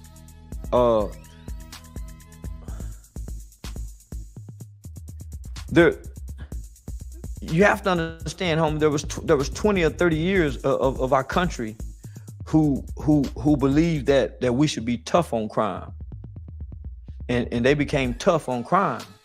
So not only did they create sentencing guidelines, that's where the 3 strikes come in. The minimum sentencing guidelines came in that was completely unjust and unfair, particularly to us. That's where you start seeing children going to prison at 15 and 16 years old. When we have all the evidence, we have all the research, we have all the medical and science information that says that the human brain don't develop to at or around 25. So why would you take a 17-year-old or 20-year-old and sentence them to life without parole when they don't even have the full brain development to make the rational decision that you and I would make in certain situations? If you factor in child trauma, you factor in the abuse, you factor in neglect, that brain may not develop to 30. That's why you hear these old ass niggas like Jay-Z and them hollering 40 is the new 30. That's the lack of brain development for us to even think to process that. 30 is the new 20. That's us really saying we're really fucked up. There's no way the 30 can be the new 20. You have to think backwards. But you taking it out of context. No, I'm not. What's in a man's heart come out his mouth. If you say 40 is the new 30, you don't. So that means you're a 40-year-old, you still looking 30? No, bro. What are you saying then? I remember that song, 30 is the new 20. Yeah, I'm so hot. Yeah, he's still rapping about dope in his songs now. That song. Cool, God is. But they're just like a lot of things being taken out of context. It was more or less like, yo, even though I'm older, I'm still able to, live a life that. Not like a 30-year-old. That's the problem with the black man. He won't grow up. He won't grow up. He still want to be 40 and live like he's 30. What's wrong with being 40 and living like you're 40? Why you still want to live younger? The goal is to grow old. Not get younger. So the goal ain't to keep all my black brothers. The goal ain't to go and put a whole bunch of pretty white new teeth in my mouth the older I get. I'm gonna lose a It's okay. I'm getting old. Nigga, I'm gonna get a bald spot. It's okay. I ain't got to go get the man weed. So that's what's happening, homie. We shaming old. So that's why the old niggas saying, oh, look at you old nigga. Because we shame to be old. So our kids shame the old. Ain't nothing wrong with 40 being 40, my nigga. Yeah. But what got you onto this activism in the community? Because I had people who poured into me when I was a fool. So before I got out the juvenile system, I wasn't exposed to gangs. Yes, sir. I grew up in an upper middle class neighborhood with white kids from the 3rd grade. I don't know nothing about the hood shit. Nigga, I used to go to my Aunt B them house and see them nigga with the blue flags. And then I saw that shit on Colors on TV. I didn't know what that shit was until I went into the juvenile system. So when I got into the juvenile system, you see rolling 60 Crips, you see rolling 30 Crips, you got Altadena Block Crips, you got original Swamp Compton Crips, you got Fire Deuce Hoover Crips, you got GDs, you got Black Gangster Disciples, you got Spanish Gang, so you got all these different gangs. And it ain't no football team. And I'm gonna be here for the next 4 to 7 years. Get in where you fit in. Correct. Because this is the bar sport in here. So nigga, I joined the game. And when I got introduced to it, coming from and I want to say this to all the mamas, coming from a single parent home with just mama in the house, never been spanked by a man, never been disciplined by a man, never had a hug from a man, never been kicked in the ass by the man. When I got introduced to the gang, it was everything I was looking for. Nigga, I got an uncle in the gang. I got.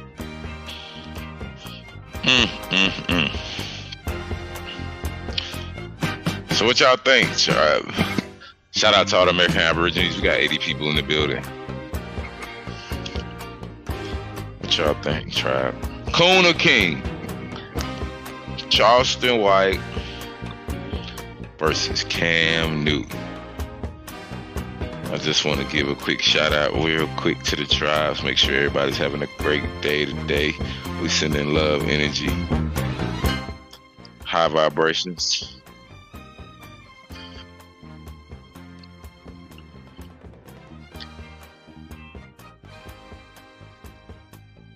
Everybody good? Audio still good? Everything is clear? Shout out Judah Royal in the building. What's up, gang? American Warrior. What's up to the tribes? Guy Johnson. I see y'all. Patrick. Gabe in the building. Camo in the building. What's up, tribe? King Samo. Y'all good? Alright. Let's get it. With just mama in the house. Never been spanked by a man, never been disciplined by a man, never had a hug from a man, never been kicked in the ass by the man. When I got introduced to the gang, it was everything I was looking for. Nigga, I got an uncle in the gang. I got a big homie. I got a nigga playing OG just like the daddy. Yeah. I got brothers. These are your male figures. There you go. And they ain't number 2-3 years older than me. Yes, sir. It's like the nigga in the 9th grade looking up to the senior. So, it's like the nigga in the 8th grade looking up. Hey, y'all listen up. Try this nigga dropping that shit. Y'all listen up. When a nigga drops some shit, hey, gotta give credit where credit is due. Let's go. He said he found everything he need. What he just described was his family, his uncle, his cousins, right? He described his tribe, but since his tribe was dysfunctional or wasn't able to function the way that it needed to, he found another tribe that did have a certain level of organization, right? That did have a level of camaraderie. See, what you don't understand is that your children will go away from you if you don't provide the environment for them to flourish and thrive. And they'll find themselves in gangs where they can find a tribe, where they do feel accepted. See, this is a fundamental issue. This starts on a personal level where parents don't feel like shit, and so they impose that on the children, thus forth creating a cycle. Let's continue. When I got introduced to the gang, it was everything I was looking for. Nigga, I got an uncle in the gang. I got a big homie. I got a nigga playing OG just like the daddy. Yeah. I got brothers. These are your male figures. There you go. And they ain't number 2-3 years older than me. Yes, sir. It's like the nigga in the 9th grade looking up to the senior. So, it's like the nigga in the 8th grade looking up to the 11th grader. He like a big homie. He like daddy. It's like the nigga in the 6th grade looking up to the nigga just got in college. He's still a kid too. But the 6th grade nigga don't know this. Correct. These the big homies now, nigga. These the daddies. These the uncles.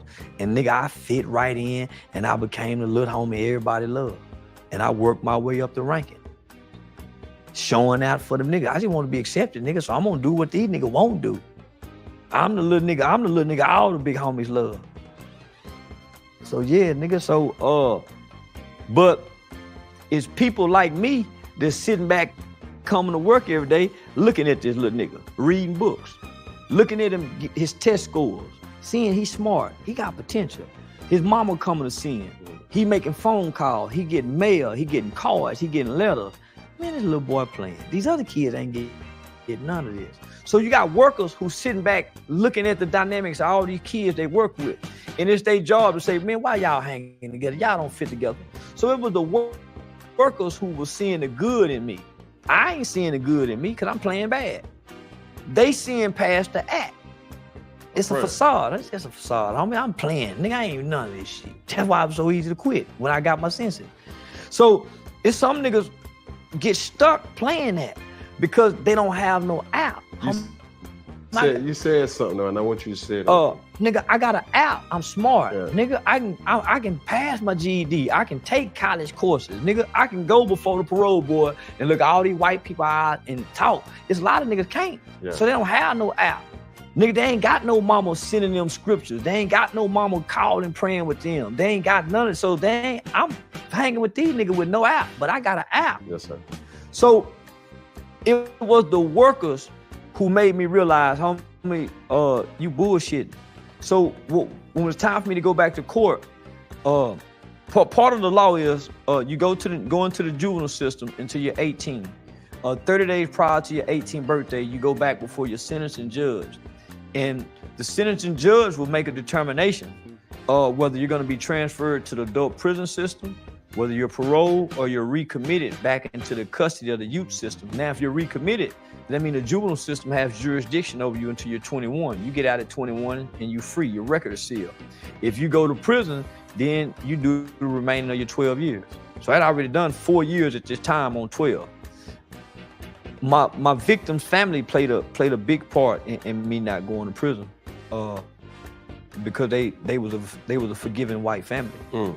So I could never be angry and hate white people, because I took a white man's life only for their family to be loving and forgiving. So it's hard for me to develop hate in my heart. I hate things, but I don't hate people. So I actually got to look at these people and hear the words, I forgive you, we forgive you. Not only that, I had a compassionate judge. My judge is the same judge who sentenced the little white kid Ethan Couch to the 10 years probation for those 4 DWI murders. Judge Jean Boyd. So in her defense, many people believe she should have sent that little white kid to prison. And many people believe she should have sent me to prison, because that was a recommendation for the state for me to be transferred to the adult prison system. Remember, I told you my mother said, "No, I'm not asking for him to be released." If I would have been released at 18, I was bringing home the gangbanging mind. At 21, I brought home the youth advocate mind, because in those 3 years, I began to work the programs. Hold on, sit tight real quick. So you say at 18, you went back in front of the judge for a transfer hearing to go transfer to prison. hearing. Your mom had the opportunity to either say, I would have been paroled home that day. I would have came home and been on parole for 3 years. All right, tribe, I'm gonna move it up a little bit. We got a little background on Charleston. Now let's see where the smoke happens.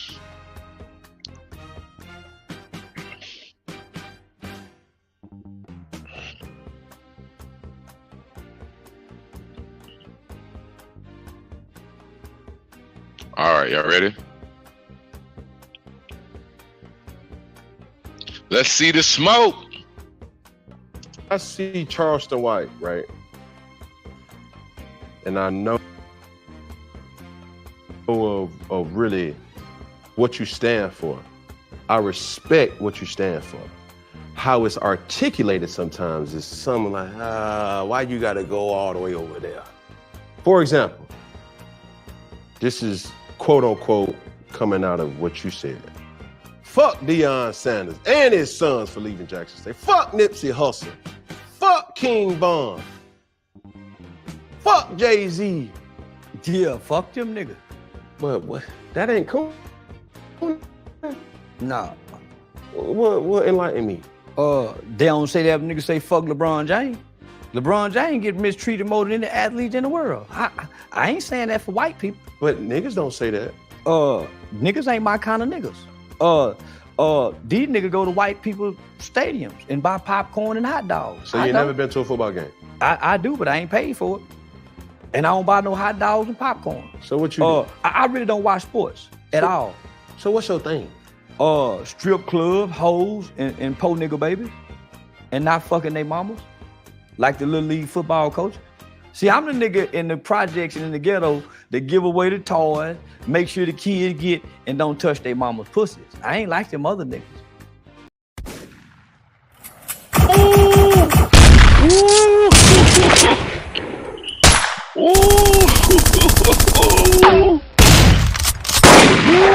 Shots fired. Oh shit. Oh shit. Oh my God. There's a lot of niggas on the floor right now. A lot of you barbering niggas. And, oh my God. My son need a haircut. I want him to stay out of trouble. Head ass. Yeah, I got you, ma'am. I got you, ma'am. Why don't you just, we're going to do a little praying inside before the game. That, y'all fuck with Charleston if you want to, nigga. Bet not have no skeletons in that motherfucker. God damn.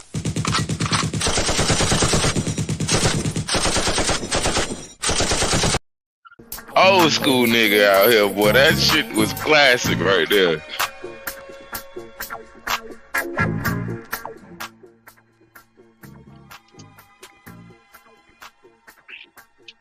Hold on 1 second, try.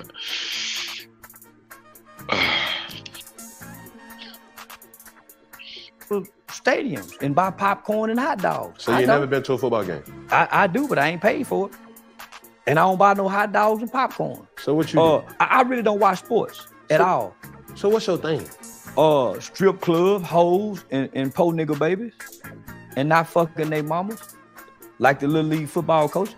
See, I'm the nigga in the projects and in the ghetto that give away the toys, make sure the kids get, and don't touch their mama's pussies. I ain't like them other niggas. So I can say fuck Deion, cause nigga, Deion coached in my city before with Prime. Nigga, I know the East Side Falcons used to play, so I know about Deion. And that ain't respect worthy for you to say, even though. No, that ain't respect worthy. Because what I saw was, and I ain't really saying fuck Deion, I'm telling black people to say fuck Deion. Because what happened, we took our love and our support to Colorado, and we forgot about all these HBCUs that's winning or losing. We ain't said high five them. We don't know one black coach at HBCU. Okay, now stop. Because like I said, behind everything that you say has some truth. But to that, I would suggest you say in that statement, I ain't gonna say per se, fuck Deion, but look, let's leave that part out. I'm saying it. But what we receive would be like, even Deion Sanders had to make a professional decision to go chase a bag that Jackson State didn't necessarily have. Let's not forget about the other HBCU coaches that's out there. Let me just say, Deion knew they didn't have the bag when he took that on. It was already an agreement that we know we go struggle. He even agreed to give portions of that to that facility. He already knew this. The white folks just came and do what they always do. Come get the nigga and take the attention that he would go bring to the spotlight on the HBCU. Now this big old light that could have been on these HBCU is now on this one white school that's 92% white. So let me ask you this. If you was in Deion Sanders' situation, you would have stayed at Jackson State? No. You missing what I'm saying. No, you missing what I'm saying. I ain't saying fuck Deion. Deion done what he was supposed to do as a husband and the coach. I'm saying fuck the husband and the coach. Nigga, we don't rally behind no nigga that'll sell out for the white man job. Nigga, go get with the nigga that's still with the niggas. Down there on that field with them hoes in it. Like the schools and the shoes that nigga, we always had a Negro League. Stay in the Negro League, my nigga. Why you... Stay in the Negro League. Hashtag bring back the Negro Leagues, nigga. We always had a Negro League. We always had our motherfucking own. Try what the fuck? You niggas is so detached. You forgot the value of the Negro Leagues, nigga. Damn. Okay. Hold on, man. This nigga Charleston cooking something. He cooking some shit right now. Stay in the Negro leagues, nigga. Don't tell me about how they got all the good shit. The white man job. Nigga, go get with the nigga that's still with the niggas. Down there on that field with them hoes in it. Like the schools and the shoes. That nigga, we always had a Negro league. Stay in the Negro league, my nigga. Why you gonna take our best and our brightest? So you done went and took the best and the brightest players over here for who to benefit? Not your people. And you done took all your people with their fame and their support for who? A school that's 92% white, and y'all ain't gave a one game, not one game to the black HBCU. Not Grambling, not Pratt, not one. No celebrity. So you're gonna come over here and rally all the best and the brightest players to come over here on Whitey's porch. And you the bait, sir. You and your son, y'all the bait. Nah, my nigga, I ain't with that. So I'm saying fuck him and his son. Nigga, why y'all ain't doing this same support for these little league football teams in y'all city that help them babies get to where Deion is? They don't get that kind of support. They stand on the corners and have the cheerleader little girl looking like hoes dancing, begging for money with buckets. Okay, now let me. That's just the little league fundraiser. Let's just keep it a buck. All right. Honestly, it make me feel a certain type of way. Now I'm gonna get to King Von and Nip, but we on Deion right now. Yeah, we on Deion. It just make me feel a certain type of way because I respect Deion and what Deion got going on.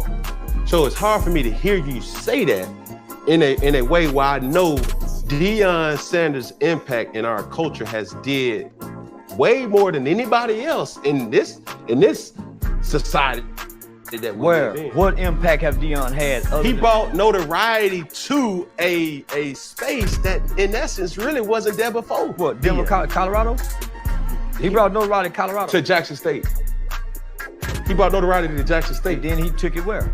To Colorado. Now, to make my point, all right? So I'm asking you, Charleston White. You go to matter of fact, can we keep it funky? Mm-hmm. What's the most that you've ever gotten to do or to be Charleston White? $40,000 for a 2-day interview. Okay, $40,000. Now, if you could say, I could change that $40,000 to $400,000, would you just leave that $40,000 or would you go get $400,000? I'm gonna go get $400,000. Is that not what Deion Sanders did? Mm-mm. Okay, what did Deion Sanders? Deion's son is a star quarterback that he's trying to get to the league, and he's fathering his son to the league with nobody else's children in mind. And he's getting a pretty big check to do it. And what he's doing is he's robbing black people of their star power. He's robbing black people of their economics because he done took it and gave it to the white man. Because the space that you speak of. All right, what y'all think, Tribe? We got 82 people in the building. I appreciate y'all banging that like button, share the video out. Let's try to get 100 people in the building. Top of the morning, balance of the evening. Hope everybody's doing well. Hey, man, he dropping some shit, man. Hey, just call it what you want, nigga. I'm standing on business, nigga. Fuck how you feel. Why not send it back there too? Why leave it here? Why the baby? Why Lil Wayne? Why all these major people don't go stand on the sideline of coaches that's not a celebrity? Why they don't do it to people who not celebrity? Why? Because this is what I know about black people. They worship and they idolize celebrities. That's why they are worshiping and idolizing Deion. They worship and idolize celebrities. And so I'm here to say, fuck them celebrities. From King Von to Nip. Because when us regular people when we need help, they don't step down and come fuck with us. That ain't true. Man, I've been in the community for the last 12 years. Man, I know Deion lived in Prosper, Texas, Dallas, Texas. Deion was never there outside of his prime organization football. But that's him there. That's why I'm saying fuck him. Because I was in the community with him. I was at the football game with him. I watched how his arrogance walked past the parents and the kids. I saw how arrogant he was to his people. He ain't loving. Man, I done fought with the police. I was at every city council meeting. So when the football and celebrity nigga go to talking, I said, man, y'all talking from up here. I'm talking from down here with these people. I'm in the schools, I'm in the juveniles, I'm in the jails, I'm in the prisons. I'm standing on stands swearing on murder cases and capital murder cases. Man, y'all talking from up there. It's easy to say fuck y'all. Easy to say fuck and his son who's driving a Rolls Royce, and he's dropping out of school to go strip and sell pussy because they daddies don't have the money to send them because they can't eat, but he got a Rolls Royce that won't pay the parking fine. Now keep putting it in their face. Keep showing them, putting them watches in them kids' face. That's why y'all got robbed in UCLA. See, that's what I'm talking about. The Bible speaks for the least of those. Those kids up there ain't the least of those. That's why I talk about the poor nigga babies. Okay. So can we keep it funky? Yes, sir. Charleston, why does it sound like you a hater? No. I'm a realist. No, because you're talking about materialistic things. No. Favor ain't fair. I'm talking about socialism and classism. We ain't talking about favor. No, but when you put it in their face, that ain't favor. Because favor is meek, mild, and humble. So you mad that Shador No. I'm glad they got robbed. I'm glad they got robbed. I'm glad they got robbed. I'm glad every school he went to, he done been robbed. That's cooning. No, it ain't. That's cooning. No, it ain't. Because you bring it. So see, because why I say that's cooning is you turning your story and your beliefs, using your platform to tear down a person who's bringing notoriety to something that wasn't there. Well, they using their platform to tear down the black school by not giving them the light. Because the black school this is what I'm saying. Black people for the last 2 years when he was at Jackson State, y'all was HBCU hashtagging. I'm talking about you couldn't get on the internet and not see HBCU hashtag. What happened, y'all? Y'all cooning now. What's the white man with Colorado University? Y'all cooning now. What happened to the HBCU hashtags? That's all I'm saying. What happened? I'm still HBCU hashtagging while I'm cooning. Yes, sir. And I'm still showing up at the HBCU, buying HBCU girl and rocking it on the major platform. I don't see nobody HBCUing it like me. So who cooning? So I'm gonna tell you this. You just sit up there and told me that you made $40,000 in 2 days. And you also just told me that if you had an opportunity to make $400,000, you would take that. So the fact that hold on, let you finish. Let me just say, I turned down a $5 million deal with Aiden Ross and Kick to take a $500,000 deal with niggas. I turned down a $5 million deal with Aiden Ross and Kick to come over here to sign a $500,000 deal with niggas so I can stay with my people. Yeah, they say I'm dumb and stupid. Yeah, I turned down $5 million so I can go sign $500,000. So I can stay with these niggas. I ain't want to sell out and go beat up them white folks. Take all my star power over there with Kick and Aiden Ross with them Jews. I wasn't finna do that, my nigga. I stayed with the niggas. Culture TV. Don't even know if they give me the whole $500,000. But nigga, I stayed with my people, my nigga. My spirit wouldn't let me do it. So I don't give a damn what Dion talk. Nigga, I sacrificed for it. Yeah, when I told them white folk I'm not leaving my people, they took back it's a curriculum. And for those that know, it's a curriculum called Thinking for a Change. When Obama implemented the My Brother's Keepers initiative, there's a curriculum that's called Thinking for a Change. It's damn near $100,000 curriculum. White folk gave it to me. But they said, Charleston, we want you. We don't want your people. I said, if you take me away from my people, you diminish the value of who I am for my people. I'm gonna say it again. When you take me away from my people, you diminish the value of who I am for my people. And I refuse to do that. And Dion diminished his value to his people for his people to go over there. You got enough money where you ain't got to do. How much money you want? I don't want 100 million. I don't want $1 billion. It's that much harder to get in heaven if you believe that word. I don't want 100 million, my nigga. I want to walk amongst my people. I want to be able to go to the bottom of the least of those. He can't do that. Him know his son, they go rob him. I ain't been robbed yet, and I show up with no security. I done say fuck Nipsey, I done say fuck the Crips, fuck Raymond Washington. I done disrespected everything these niggas done kill for, and I travel with no security. They can't do that up there. Nah, that don't mean you ain't been looking looking over your shoulder. I ain't been looking over my shoulder. I just went to sleep. I just went to sleep in the barbershop and got hit in the head with the pistol in the hood. It's viral in there. I didn't look over my shoulder in the hood. I went to sleep. I ain't looking over my shoulder. I went to sleep in the barbershop trail. Nigga come hit me, a killer. I didn't look over my shoulder. Nigga, I went to sleep. It's pictures of me sleeping in a strip club like this.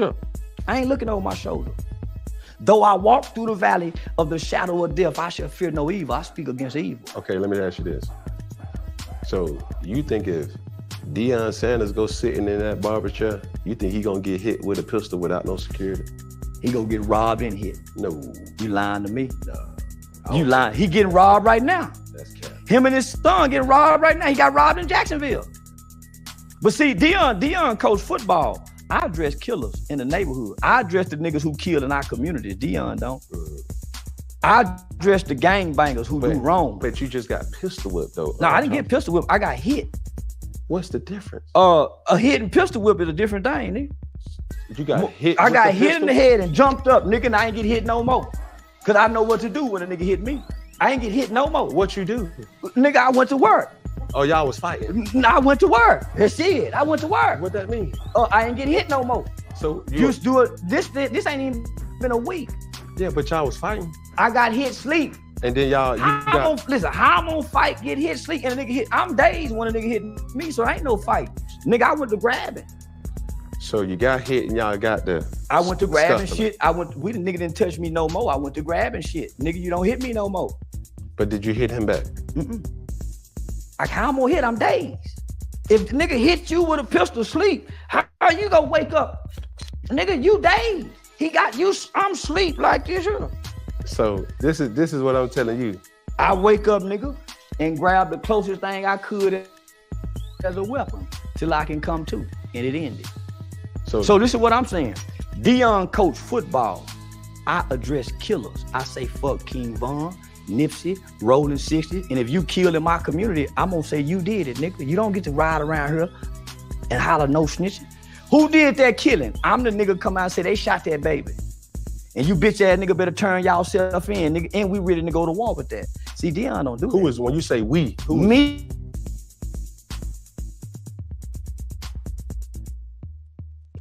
See, this is the thing, Charleston. Like, I think everything that you're saying has some truth to it. It's just the delivery. You standing, there's no denying that you're standing for and by your people. Well, here's the thing. When you're addressing evil, you can't worry about the delivery. When you're looking at the conditions of our community, you can't worry about the evil when you got kids that kill kids and say we smoking on Tuka. See, they wasn't worried about the delivery when these kids in Chicago were talking about smoking on Tuka. They weren't worried about the delivery. I ain't got no manners for no slut. I'm gonna put my thumb in her butt. The delivery? I like girls kissing girls where I'm from, and that's on the radio. Girls on girls, that's promoting lesbianism to my daughter as we driving to school. This song they playing with Drake. Y'all worried about the delivery? These niggas talking about killing each other. They really, that nigga Thug said, nigga, I shot at your mama. You don't mention me no more. He really shot that nigga mama. And y'all worried about my delivery? These niggas are confessing to murders on songs. And y'all worried about my delivery? The conditions of black sucking them talking about booty holes. Y'all worried about my delivery? Come on, don't be hypocrites, black people. Y'all can't listen to this music if y'all so caught up in my delivery. Don't do me like that. And the way y'all snap and pop y'all pussy to this music, the way y'all kill and drill to this music, don't trip about my delivery. Hey, yo, Easy, why you wear your pants like that? I wear my pants like that because that's easy access, baby. Easy, why you talk like that? I talk like that to get my point across. Because when I wasn't talking like that, wearing a bow tie, y'all wasn't paying me no attention, and I was going to the Supreme Court changing laws and legislations in this country.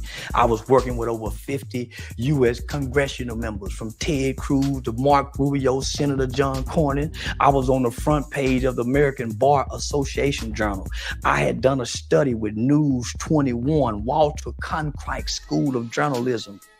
Y'all wasn't paying attention then. So nigga, I gave y'all what y'all want.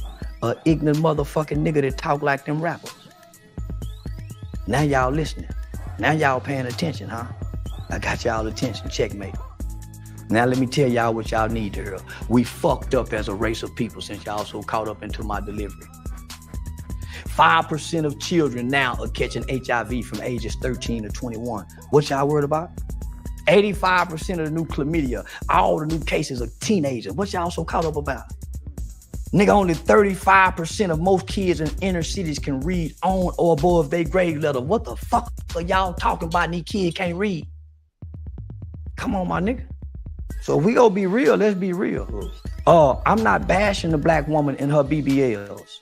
I'm not bashing the black woman because she wearing eyelashes. I'm not fucking with the sister because she got too many baby daddies. I'm addressing men, boys and men, from Deion Sanders and his son to black people following a cult-like man but won't support local.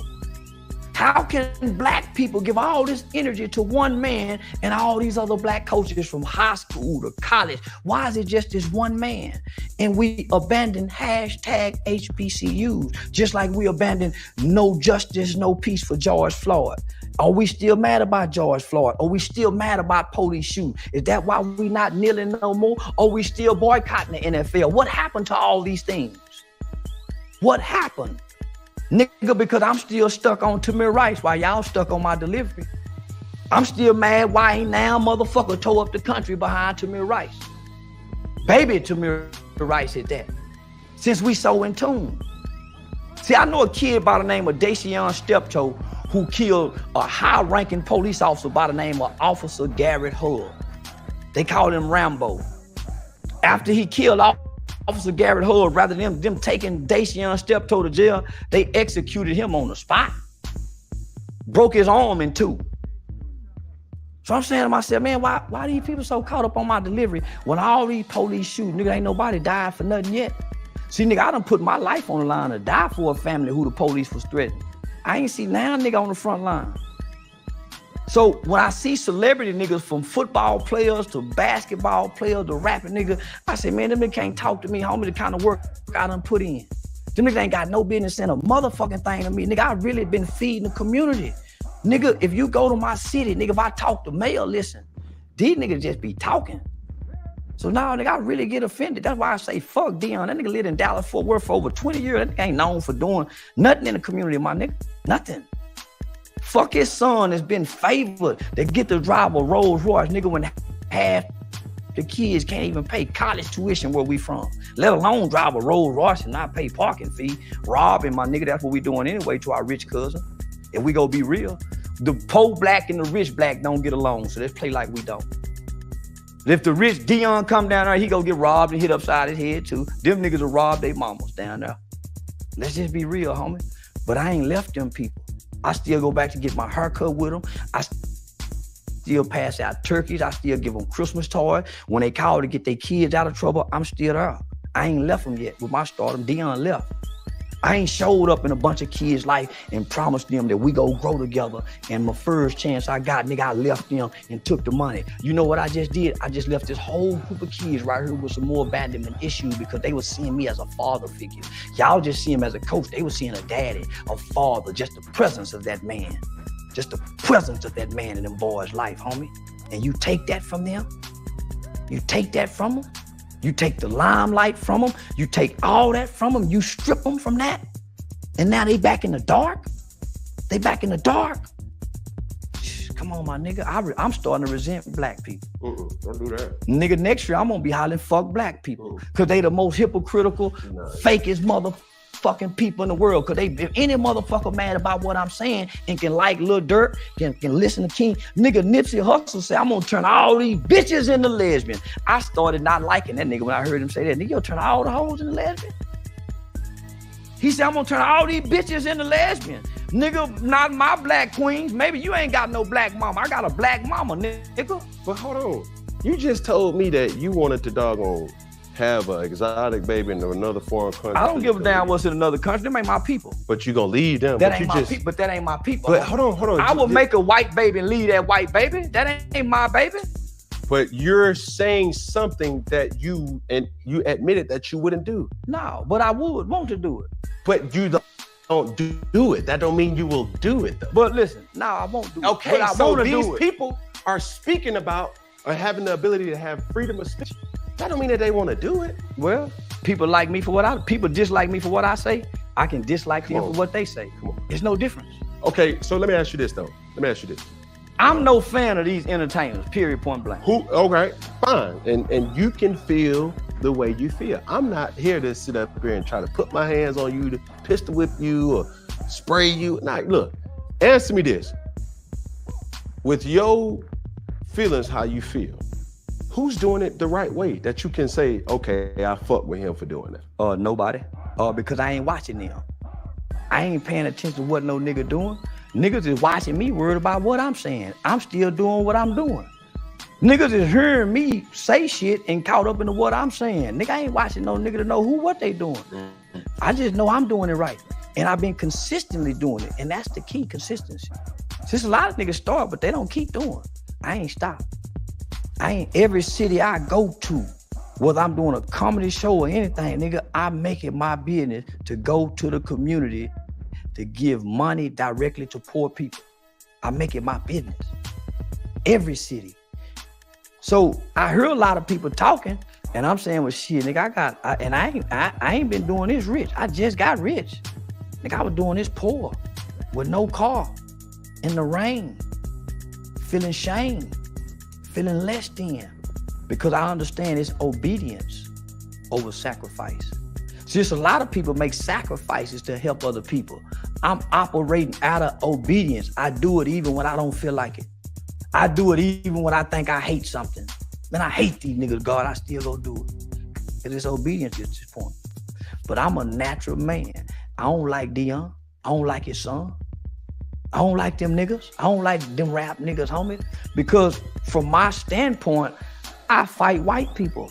I've been bucking the system. I killed the white man, homie. I've been doing things to white. So you didn't kill it. But I led the charge. Yes, sir. And the newspaper described me as the smallest of the bunch, but the brains of the bunch. I put the gun in his hand. I'm the dictator. But it still don't matter. It's a different.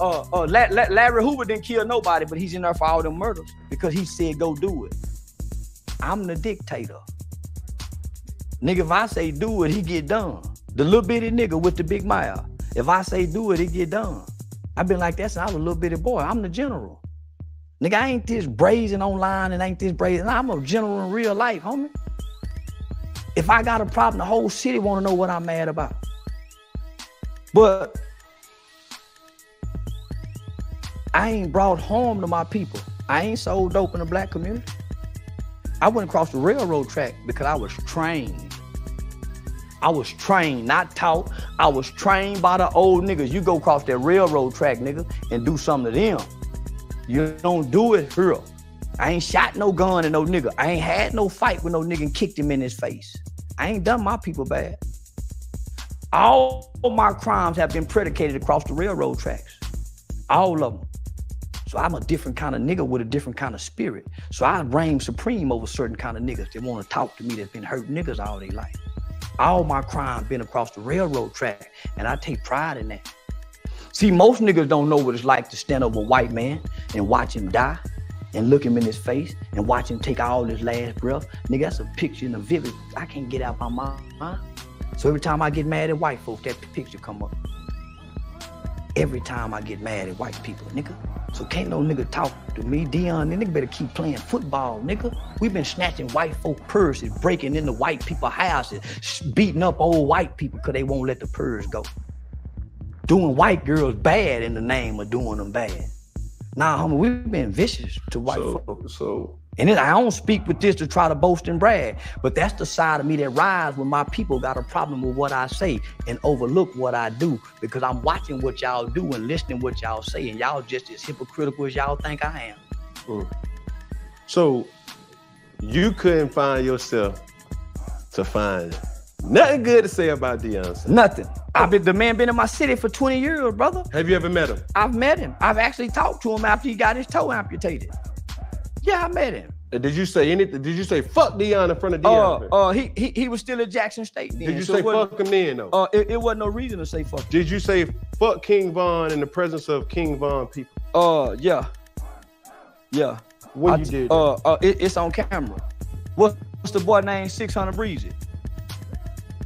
We stood toe to toe, 600 Breezy, in his face. I ain't gonna quit disrespecting nothing about King Von, nigga. In his face. And went to Chicago and did an interview around the corner on DJU from O Block. You went to O Block? I went around the corner at DJU. No, I went, listen, we on rolled through O O Block. However we got there, I don't know nothing about Chicago. But nigga, we went around the corner from O Block. Yeah. DJU was a DJ, ain't it? Ain't DJU a DJ? You lying to me? And they wanted to kill that nigga for not letting him backdoor me around the corner from O Block. Let me tell you something. You was probably on P Block.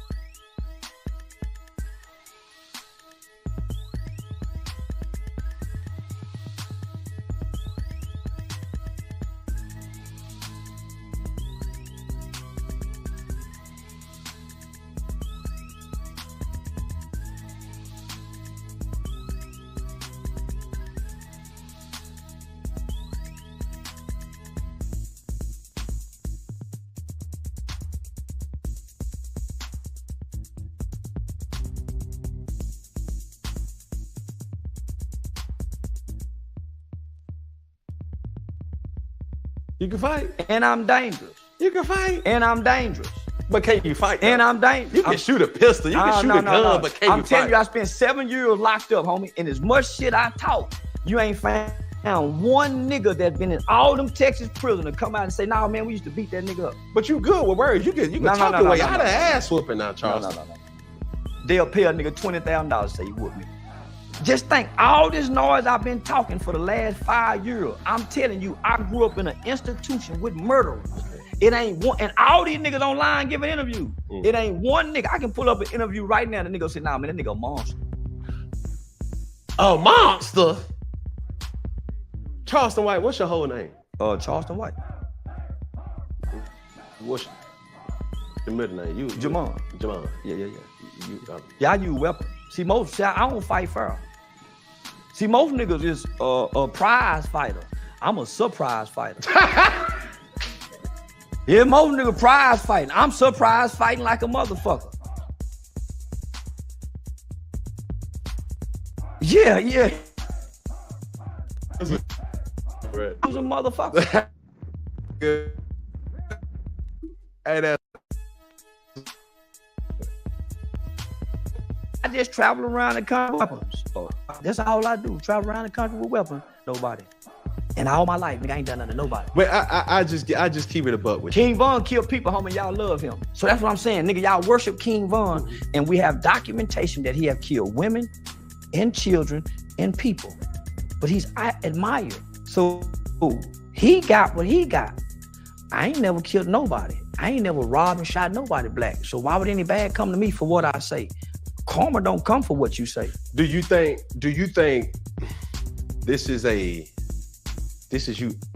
like the persona, or like you act like this the stage Charleston White? This ain't Jamon White. No, this Charleston on the stage that he want the world to see. Okay, but what's the daddy like? Tell me that. Yeah, he the fool too.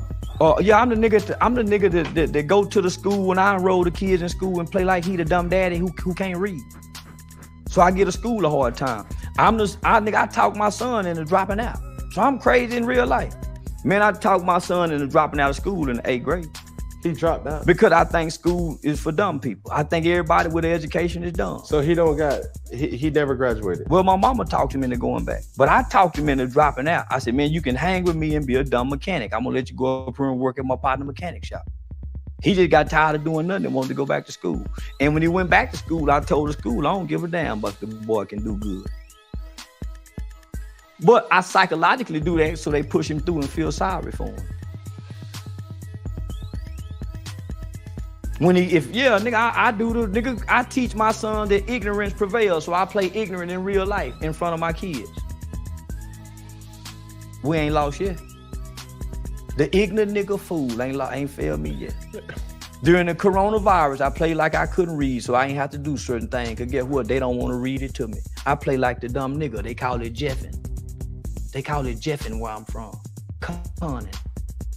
I play like the dumb nigga. I can't read and write. So I learned they give my kids a little favor. They kind of feel sorry for the dumb kids because his daddy ignorant. So they push him on through. What they got a saying that say, sometimes you got to play the fool to the fool to make the fool think that you the fool, but really, they the fool. That's what I've been doing. So you basically saying this a front. Yeah. Oh, so you really don't mean like fuck Dion? That's just I really mean that. I really mean that from you don't want me to mean it, but nigga, I mean that from the bottom of my heart. But see what you what you overlooking is I'm a young man that can relate to those kids who may be having abandonment issues because Dion. That's at Jackson State. Yeah. Yeah. Okay. So you gotta understand, nigga, I'm looking at this. Y'all looking at it from a we love Dion standpoint. I'm that guy that say I love Dion. I'm the nigga. I'm them kids. And I'm not mad that he went to go chase that bag. I'm them kids. But he did his service to Jackson State. I'm not service to the culture of black people. But see y'all. But see, this is what I'm telling black people. But you just named three components. You said the culture. You said Jackson State, but you never said those boys. See, that's what the players, those boys. That he left. Okay. So you speaking on their behalf. I'm looking from their perspective. If you think they ain't saying fuck that nigga and his son, you come on now. The privileged son get to go with his daddy. The football coach who get to coach his son. We done seen that at every level. It's called nepotism. You go take the people you like with you. You go take our best players with you because you know they got a better jersey. So it's some kids, nigga, walking around. They're gonna be resentful. They're gonna have content in their heart. Y'all forgetting about the kids. But this is what there go the butts. It's all about Dion though. And all I'm trying to say, homie, I'm looking at it. Y'all looking at it from the top down. I'm looking at it from the bottom up. And most people at the bottom is saying, fuck y'all at the top. And you know where I learned this from? Taking poor children to events. 601 Tickets used to donate tickets to my organization. I take the kids to the WWE. We got some good seats. Boy, them kids seeing them other kids get to go down to that ring and touch the wrestler. Boy, little nigga holler out, oh, I hate y'all. Hey, nigga, what's wrong with you? Man, they get to be down there. If you think them kids ain't saying that about Dion and this boy, that's where the resentment is coming from. The new recruits at UCLA want to steal. We feeling left out. We feeling abandoned. We feeling rejected. Nigga, we had access at a man like a father figure. The discipline that he brought into the locker room. The structure that he brought to the environment. Well, that's gone now, man. Where we go, homie? So I'm looking at it from their point of view. Point taken. But let me ask you this.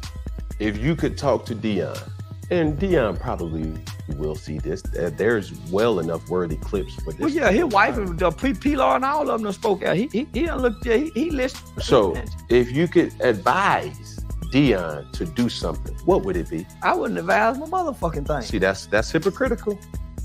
I ain't got no advice for no nigga.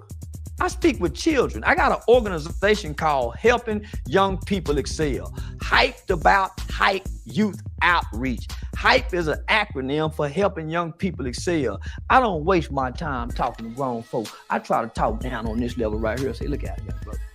I ain't got shit to say to Dion. I got to talk to these babies. They need my words. That nigga don't need my words. He got y'all clapping for him. Them boys need our words. I want y'all to come talk to these boys with me. Come bring y'all light and come ask them how they feel about Dion. Cause they saying fuck him too. Why ain't nobody went back to Jackson State and talked to them people? How do y'all feel about this? What's the name of your new quarterback? Who's the new coach that took over? We don't know. Okay. Can I give you an example? Can I give you an example? Yes, sir.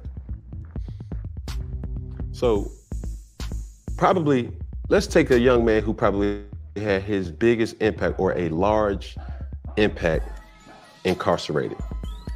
Juvenile detention, right? So let's say, for instance, his sentence gets shortened because of good behavior or favor from the judge or whatever the hell that you may have. That person gets awarded to a lighter sentence and is able to leave or get out.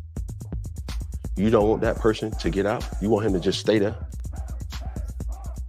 Yeah. There's a guy by the name of Eric Brown. He's one of those kids that I talk about that had juvenile life without parole. He was sentenced to life without parole plus an additional 30-something years to die in prison when he was 16 for a crime he didn't commit. There was another guy by the name of George Toker. George was also another 16-year-old who was serving life without parole for murder he didn't commit. And he had been in there 30-something years. George is the guy you just described.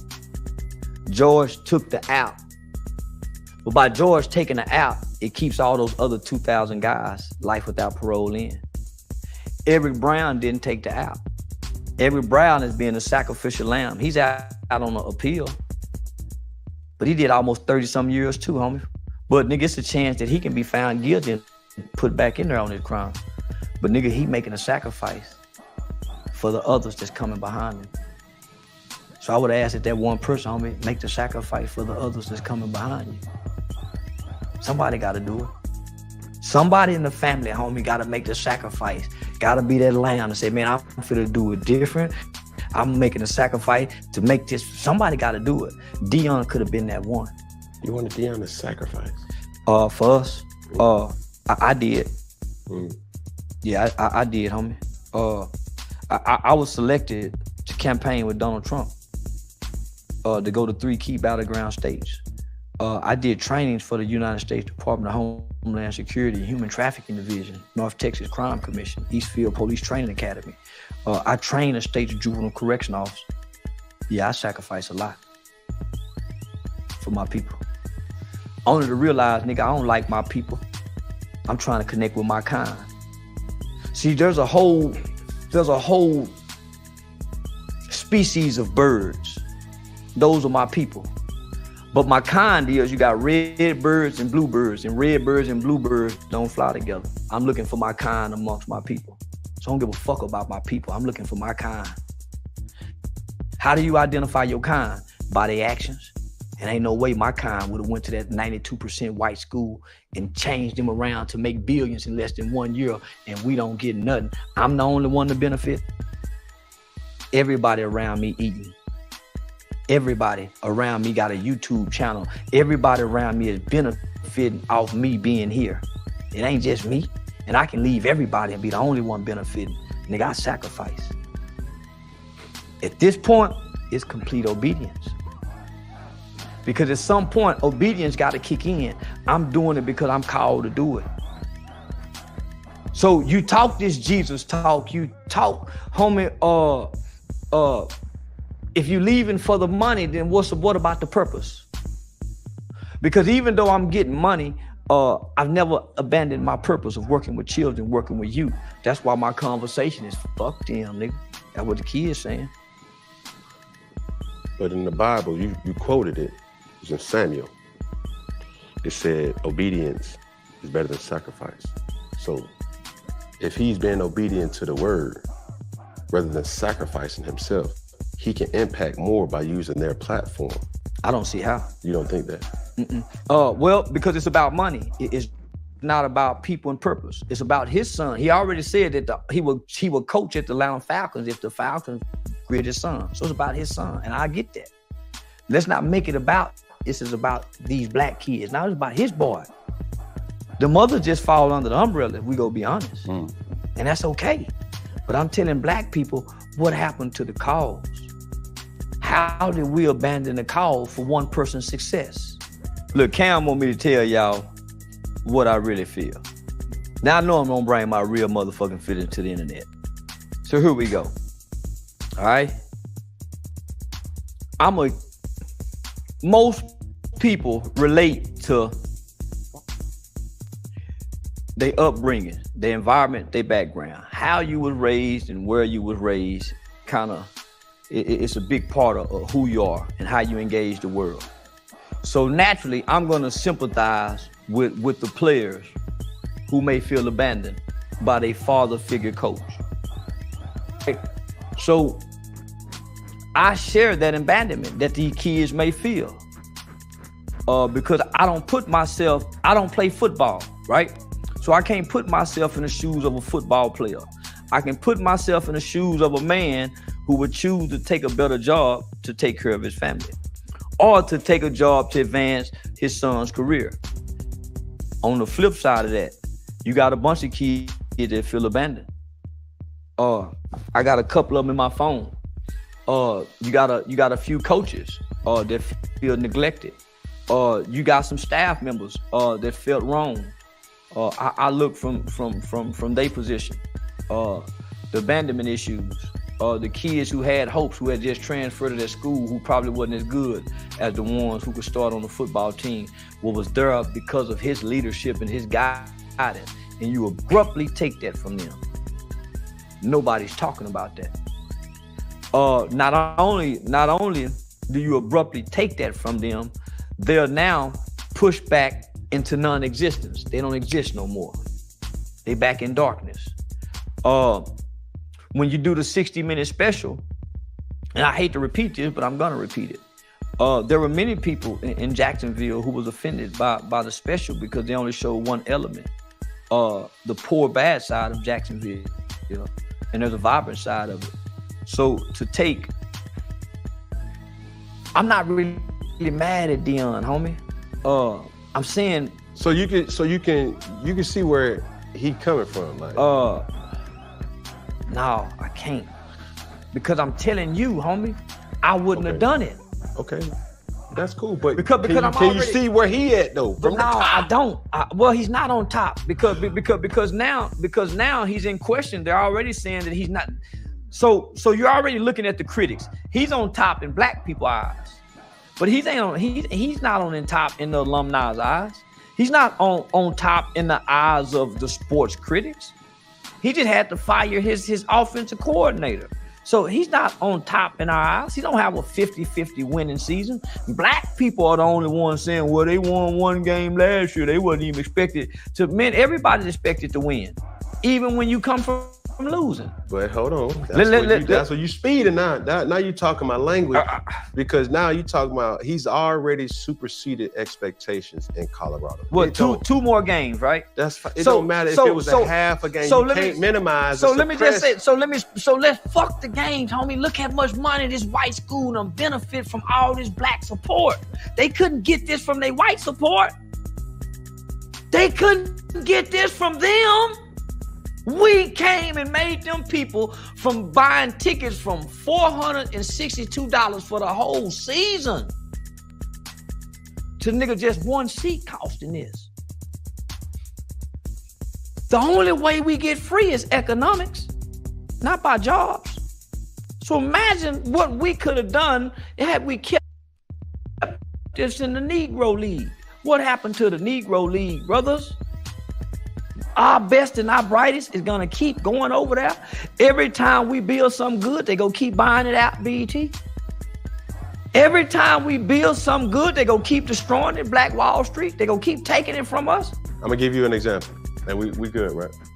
I heard this from a black-owned apparel company by the name of Actively Black, Lenny Smith, right? I was out with him and his lady, and he shared this story about one of his mentors who was an investor in Actively Black. He said, well, I asked him, I said, yo, would you ever sell Actively Black to like a juggernaut apparel company, Nike, Puma, Adidas, XYZ? He said, you know what? I never will. But I'm gonna tell you a story that I asked a person who sold his company to a Caucasian person and got a lump sum, $1 billion, right? And he asked him, he said, yo, why did you do that?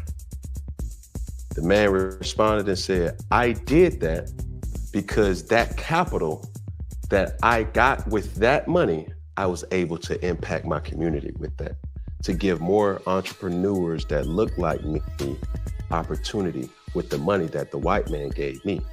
So when you're trying to raise capital, it's not necessary. You don't have to sell your company. You can go to a person who looks like you, that has the same green dollars, blue dollars, yen currency, and you can still consider yourself a minority or a black company. So when you see a person like Deion Sanders doing these certain type of things, you want him to sacrifice? Okay, cool. But he's opening opportunities for black people to be able to have opportunity in ways that we never have had. Now, to your point, now, this is trickling over into what I know for a fact, right?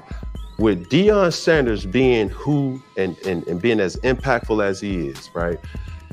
Now, the white man is saying, hey, we need that type of impact. I seen a advertisement commercial with Colorado watching their games. And you know how they do, like in the science labs on campus and all this and all that. And the tagline was, that's prime. That's prime. Oh, boom. The student said, that's prime. Boom. You may have seen it too. And I was saying to that as a way to say, okay, now these universities are saying to themselves, like, yo, maybe we do need to hire more African Americans because, hold on, stay with me. When you look in the NFL, there's not a lot of minority head coaches. Okay, up under a head coach, you got coordinators. There's not a lot of minority defensive or offensive coordinators. Or let's look higher than a head coach. There's not a lot of minority GMs. Or let's look higher than a GM. There's not a lot of minority owners. But what Deion has been able to do with saying, hey, his impact has been good for business. So therefore, with his impact being good for business, potentially there could be another minority that could come behind him and make an even greater impact because of the likes of Deion Sanders. White people know black coaches won't lead them to being no great winning teams. White people know that. You ain't gonna get no Bill Belichick out of Deion. You ain't gonna get no motherfucking Pat Riley you ain't gonna get it. This is what I know. So you can't get black coaches can't coach. What if I were to tell you Tony Dungy? He ain't no good coach. No, he wasn't no good coach. Oh, cap, boy, you. Now you talking out the side of your neck. How many championships he won? How many?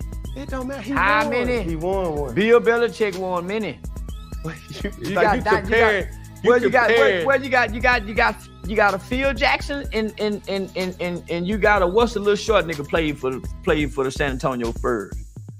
Avery Johnson. So you got an Avery Johnson and you got a Phil Jackson. Avery won one. Give me Phil that won many. Yeah, but he had tenure though. Well, let me just over say time. Let me just say this. Because I just made white people. Long as we've been in this country, white people are not looking at one black person and saying maybe we should hire more black person because this one black person done good. And let's just be real, America's not doing that. America's not doing that. Long as we've been here proving ourselves as coaches, as athletes, there's not one black person that can go get a job and convince white people that we need to hire more black people. It's always a token nigga. He's a token nigga. He's a token nigga that played football for white folks. We always been patted on the ass and tapped on the head, boy. They wouldn't give him a chance. He wanted to coach at Florida. State. Black folks gave him a chance to prove that he can do it. Why leave us to go over here with these white folks? You already knew we were having money problem, big dog. That ain't no. Don't say that. Why didn't he get the rest of his money for his contract then? But you can't say that though. Well, let me say this then. Let me say this. Why did black people follow him? Why didn't black people stay with Jackson State? That's all I want to know. Because obviously he left. Okay then. So we left HBCUs to go join the white universities. We took our support, and not only did we take our support, we took our dollars. We did the same thing when they said, hey, y'all, we gonna take the signs down. Let them niggas come over here and eat so we can shut them places down. It's the same trick. Integration. Hey, come on, Dion, come integrate with us. We strip you of your powers. So what star power do you have for HBCUs now that can at least, hold on, let me say, that can, homie, did you saw the first couple games? The star power that was on those sidelines. So now since you think that he can do more because he can recruit more black students, well, how many black students can he get on that football team at that 92% white school? How much change can he do with how many 12 players? He may get 20. He can't make an all-black team. Bullshit. We see it all the time. Okay, when he do that, then alumni gonna be pretty upset because they got some white kids in Colorado that want to play on the team. They already having some problems because he fired some white kids. They already secretly writing about it. Why you think his son car is now being written up and booted? Okay, let me ask you this. Colorado's still racist, y'all. I just want y'all to know that. They have a real history of racism. Let me ask you this. So I wouldn't send my black son. Hold on. Just say something. How many white people are on Bill Belichick's defense? Not many, I don't think. How many white people are on Nick Saban's defense? Not many. So you're not sitting up here telling me something that I don't already know. Well, I agree with you, but you have to look. It's not the players. The white folks will sit back and let Nick Saban go get a bunch of niggas to run. They ain't finna let no black man go get a bunch of black people to come take over a team in a predominantly white school. They're not finna do that, fam. If you think they gonna they already mad he came in and fired the player that was before there. And there's some upset alumni about that. And guess what? He's losing, and he's losing his star power. You don't see any of those rappers on the sideline anymore. That's what the white folks are saying. But you don't see nobody at anybody's sideline. But listen to me, brother. What I'm saying is in the beginning, he generated a boom. He generated something that the college football arenas had never seen before. Star power. Lil Wayne, the baby, stars from everywhere was coming down to support him when he was winning. That was fine and dandy for the alumni. But you still have to understand this is America. And there are some upset white people in Colorado about this situation. They're starting to write about it. That's why his son, Carr, is now unfairly getting booted. Okay, this is where we're losing kind of like traction. It's not about Dion and why he's losing star power. He's losing star power because they're not winning at the moment. Now, you can't sit up here and tell me that Bill Belichick's team, who is not sitting at any games over 500, they have a losing season.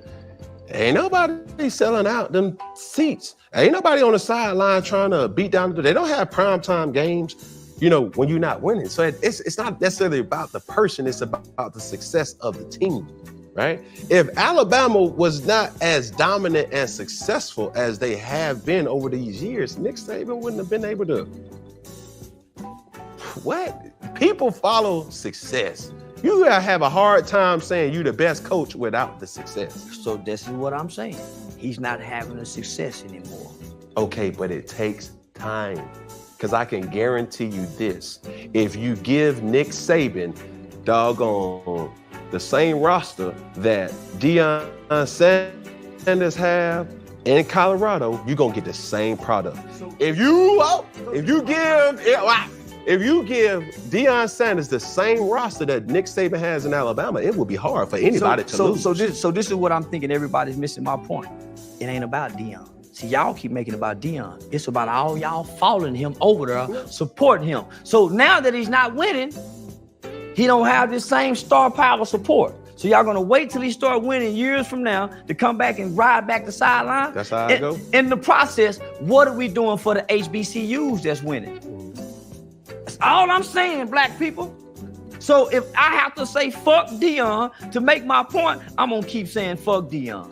Because I'm trying to get back to hashtag HBCU. What happened to we mad about George Floyd? What did they give us to solve that? They gave his family $20 million? What about Mike Brown? So we keep following following trends. And I'm saying, black people, look at us. Dion is a new trend. Y'all done quit this trend. What's next? What are we gonna be considered? So we done quit HBCUs.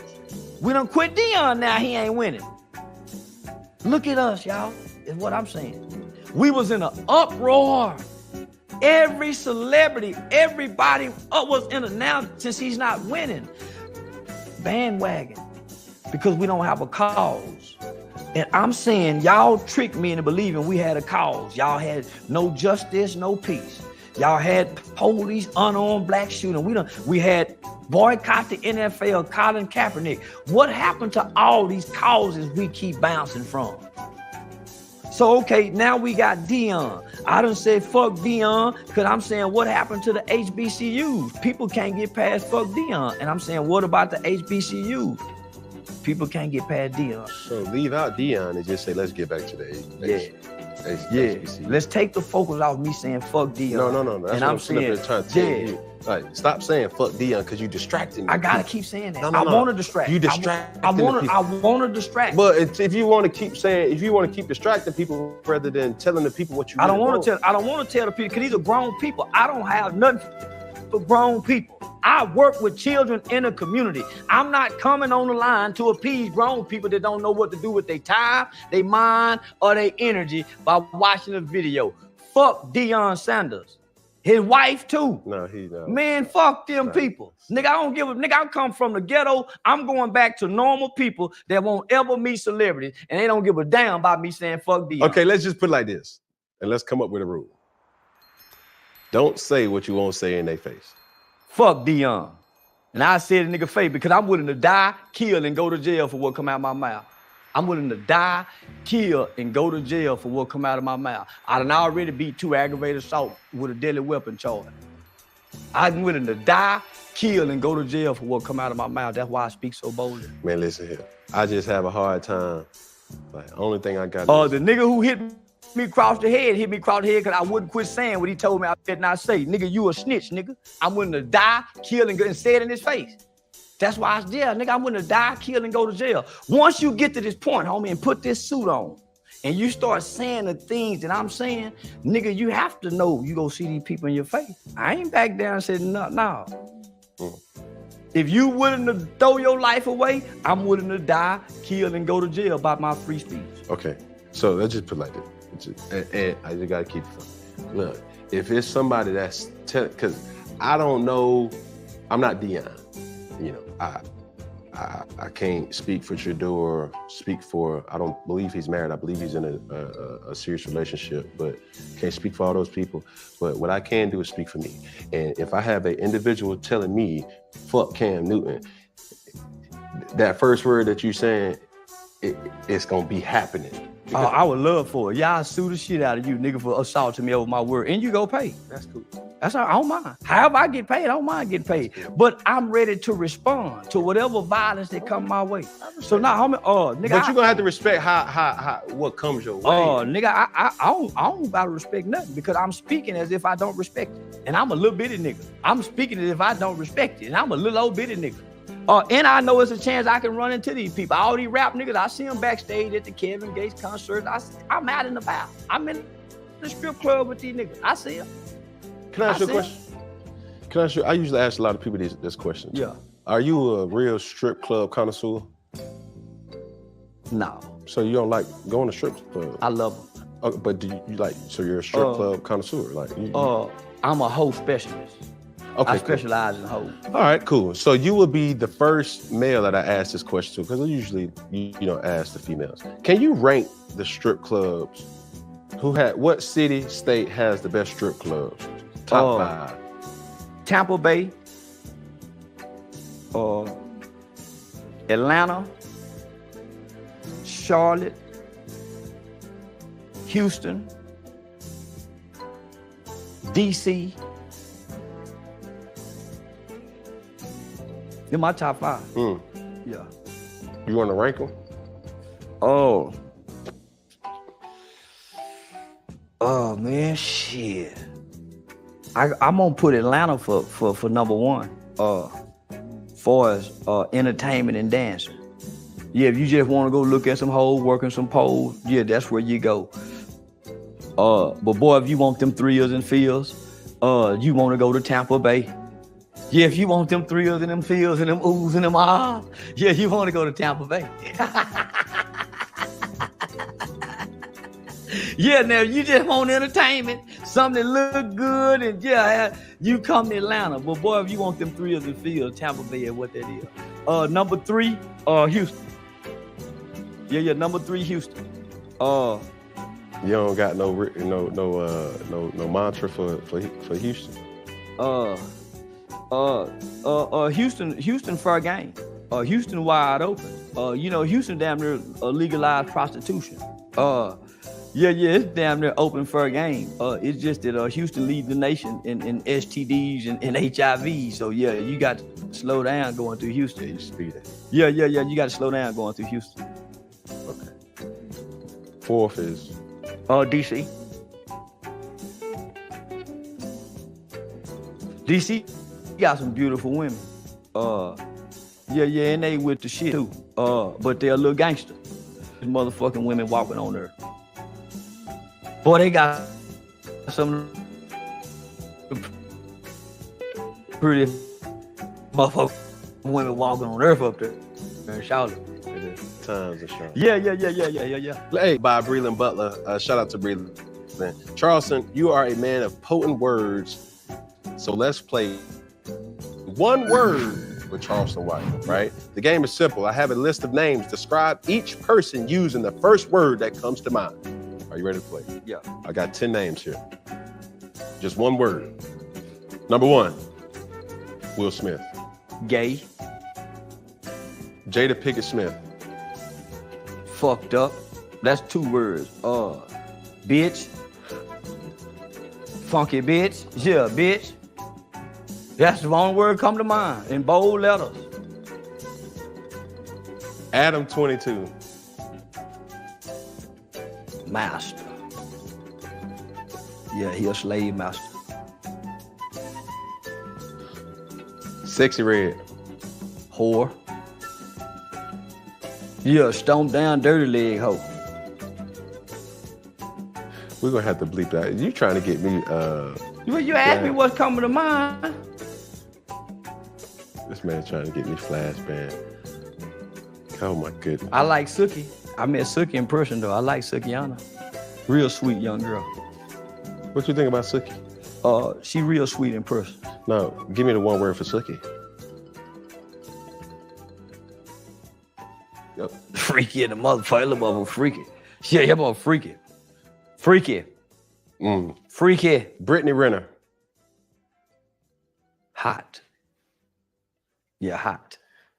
Yeah, that motherfucker look good in person. Yeah, hot. Could you take Brittany Renner serious? Yeah, nigga. Yeah. Hell yeah. Yeah, shit, yeah. Could you have a child with Brittany Renner? Yeah. Yeah. Give me some free game. Like, how would you approach a woman like Brittany? You gotta handle her rough.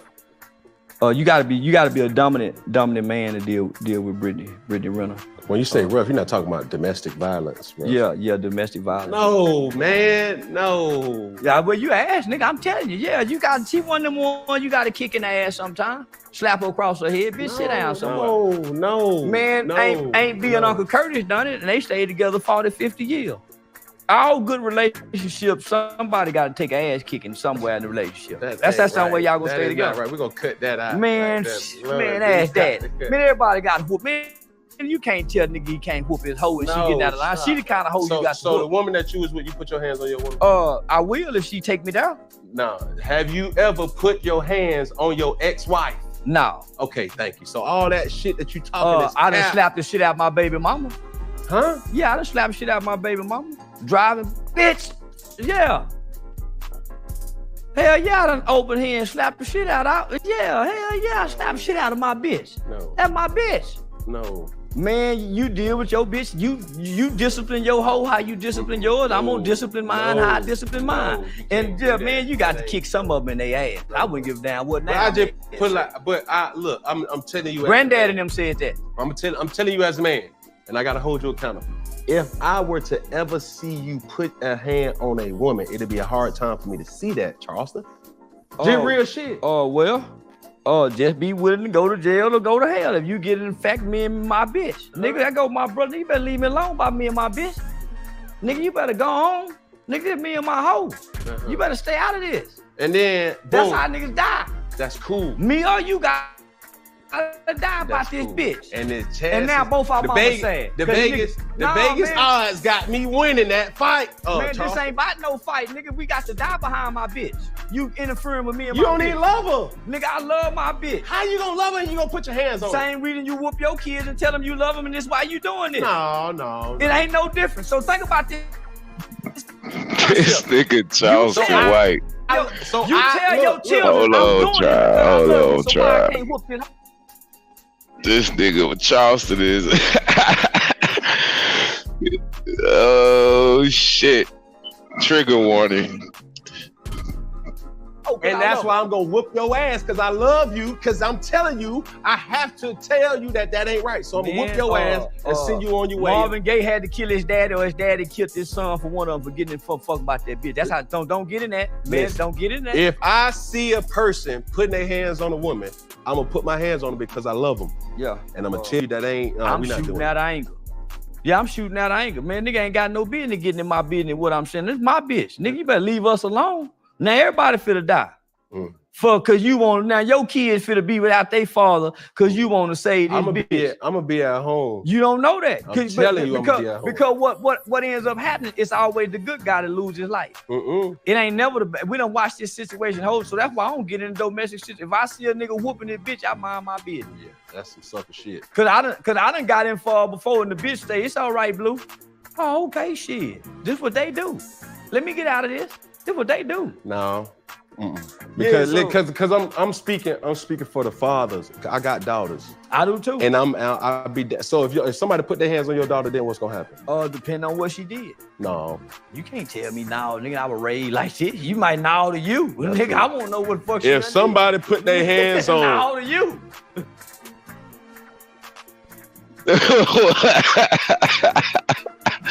That was too real. That was too real right there. That damn boy, we can see the difference of niggas. Like, you got the Hyena clan, goddamn Prodigy versus one of them old niggas, one of them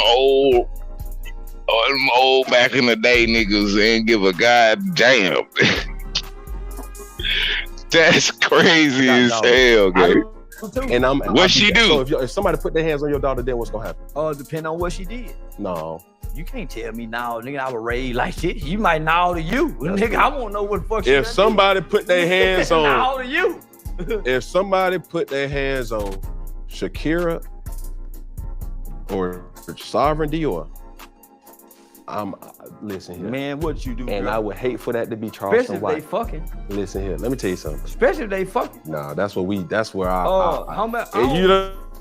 said a lot of truth. I don't get involved. Charleston, I don't get involved. You done said a lot of truth, but I can't agree with that. I done seen a lot of niggas play cap. Cam been getting in his feelings this whole interview, tribe. That nigga been in his feelings the whole interview, gang. Like, where do y'all stand? Y'all with Cam? Or y'all staying with Charleston White? Let me get some ones in the chat if you with Cam. 2 if you with Charleston White. Let's go. Save a hoe trying to jump in a relationship, save a woman, and this nigga get killed, and she be putting money on that nigga books that killed you for trying to save him. She coming to see that nigga, she writing that nigga, she still taking care of that nigga, and you done jumped in. Now your family is sad, and this bitch still fucking with this nigga that was slapping on her. Nah, I ain't one of them kind of niggas. Yeah.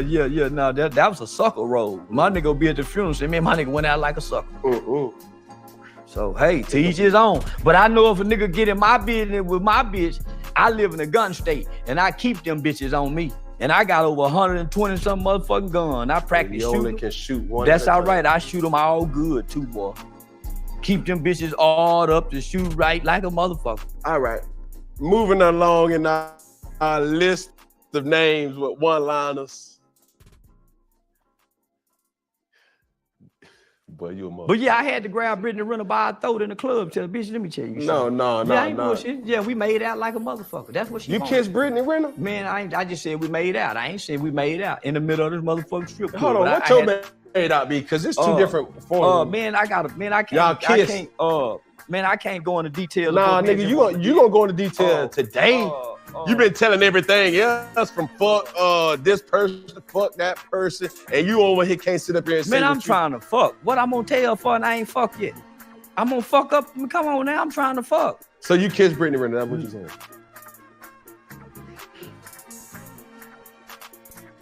Y'all made out? Yeah, she got my dick hard on the podcast in my lap, gave me a lap dance, and I could feel that warmness through them jeans. In those jeans. Shit, I'm damn near missed my britches. But yeah, we didn't make out, but we kind of made out a little bit. I don't want to go into detail, but I had to be a little rough with it. In the podcast? Yeah, and they deleted all the footage, and I'm glad they did. Good. And guess what? I'm gonna delete a lot of footage. Don't on do that, this my shit. nigga. Please play this shit. Please let No, this go, I man. got to, because you ain't acting right. And you saying some outlandish shit. But keep saying some outlandish shit about this right here. I thought that's what you got me here for. Niggas just shit. Shit gonna delete it. Think I done spent all this time thinking of this crazy ass shit and you go delete it? Come on, man, shit. Aiden Ross. Confused. Lizzo. Fat. Dwight Howard. Sick. Soldier Boy. Weird. Charleston White. Oxymoron. No, you had part of that word right. You can leave out the oxy. Yeah, oxymoron. No. See, this is how you know him in his feelings right now. See, it's one thing like if y'all shooting the shit, y'all have a disagreement, y'all had little tips. You know what I'm saying? That's good business. That's good TV. Saying, but ultimately you brought the man on here. You already knew what type of time he was on. That's like telling a pit bull that fight when taking him to the dog park and being like, now don't you get in no trouble. Like, what the fuck you mean? That don't even like, what did you expect from this interview, Cam? For me personally, I was refreshed by the authenticity and the honesty that appeared to come out. Like, anybody, can be tricked and fooled, you know what I'm saying? But goddamn, like the nigga said some shit that I live. Nigga said some shit I know some of y'all niggas lived before. Seen, grew up with. Like, you can only like really tap into certain shit if you really tapped in with it, gang. Like, you gotta really give a shit about these things to be able to motherfucking like, tap into that frequency and ultimately articulate yourself and to where like people understand the message. This nigga Charleston White appears to be a reconditioner for those who need that reconditioning, and for those who like ain't even ready for that, he's just gonna be the trigger. You know what I'm saying? That's gonna start your motherfucking journey, nigga. We got 99 people in the building. I appreciate if y'all bang that like button, share the video out. Top of the morning, balance of the evening. I got a couple more minutes I'ma ride with y'all with this shit. This was a good interview. But now Cam done call him a moron. God damn. He done call him a straight moron. I didn't see much more anything moronic the nigga said. I thought it was pretty clear and direct. You can leave out the oxy. Yeah, I'm what you like. I'm what you like but can't love. I'm an oxymoron. Yeah, I'm what you like but can't love. You like the bravadiness. You like the harsh, brutal truth. But you can't love the truth because the truth hurts. And the truth don't care about people's feelings. And neither does God. I'm gonna say it again. The truth don't care about people's feelings. So I try to tell the truth and not consider people's feelings. So I seen this recently, where it's like, I prefer to slap people with the truth rather than kissing them with the lie. Tell me the truth. Yeah, give me the truth so I can be free. I want to be free. I've been tricked with lies all my life. I bought the lies as a kid. I wanted to grow up and to realize, nigga, that the lies that we thought was true was bold lies that was told to us boldly. So that's where a lot of my resentments come from the streets. Nigga, I'm supposed to have been a lawyer. But because the culture brought gangsterism and made gangsterism so appealing, nigga, we done went against our mothers. We went against our better teachings to go be gangster. So that's where a lot of my... Hold on now. Hold on now. Back to once again, you don't gotta like the package to know that the motherfucking part work, nigga. When you go to the when your car break down and you go to get a new part, you ain't looking to make sure the bitch got the most sparkly package and that's the one you buying, nigga. Does the part work and does it work efficiently? Got a point though. Like, how many of us have been tricked to walk away from our culture? A lot of my resentments come from the streets. Nigga, I'm supposed to have been a lawyer. But because the culture brought gangsterism and made gangsterism so appealing, nigga, we done went against our mothers. We went against our better teachings to go be gangster. So that's where a lot of my resentments come from the streets, homie. That's where a lot of my words toward rappers are ill, because I know they playing gangster. I know they playing gangster. So they what you said they stuck on stage. They stuck on stage, homie. They can't exit. That's why when they get an interview, you can't ask them about school. That's what was so good about MTV Raps.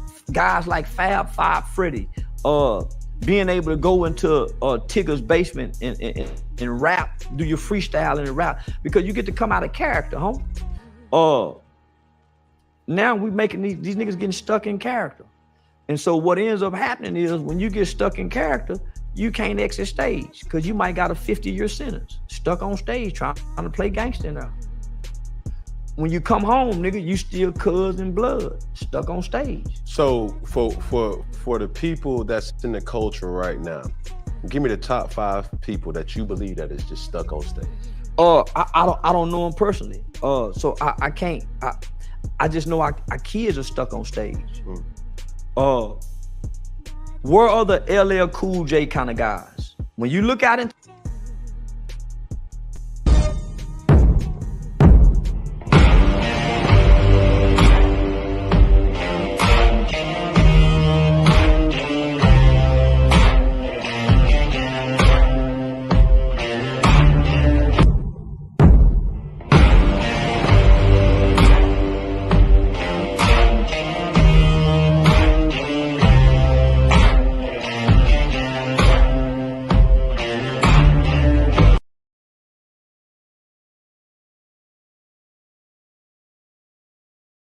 to the culture, where are the LL Cool J kind of guys? Ladies love Cool James, the nigga who just known for fucking with the ladies.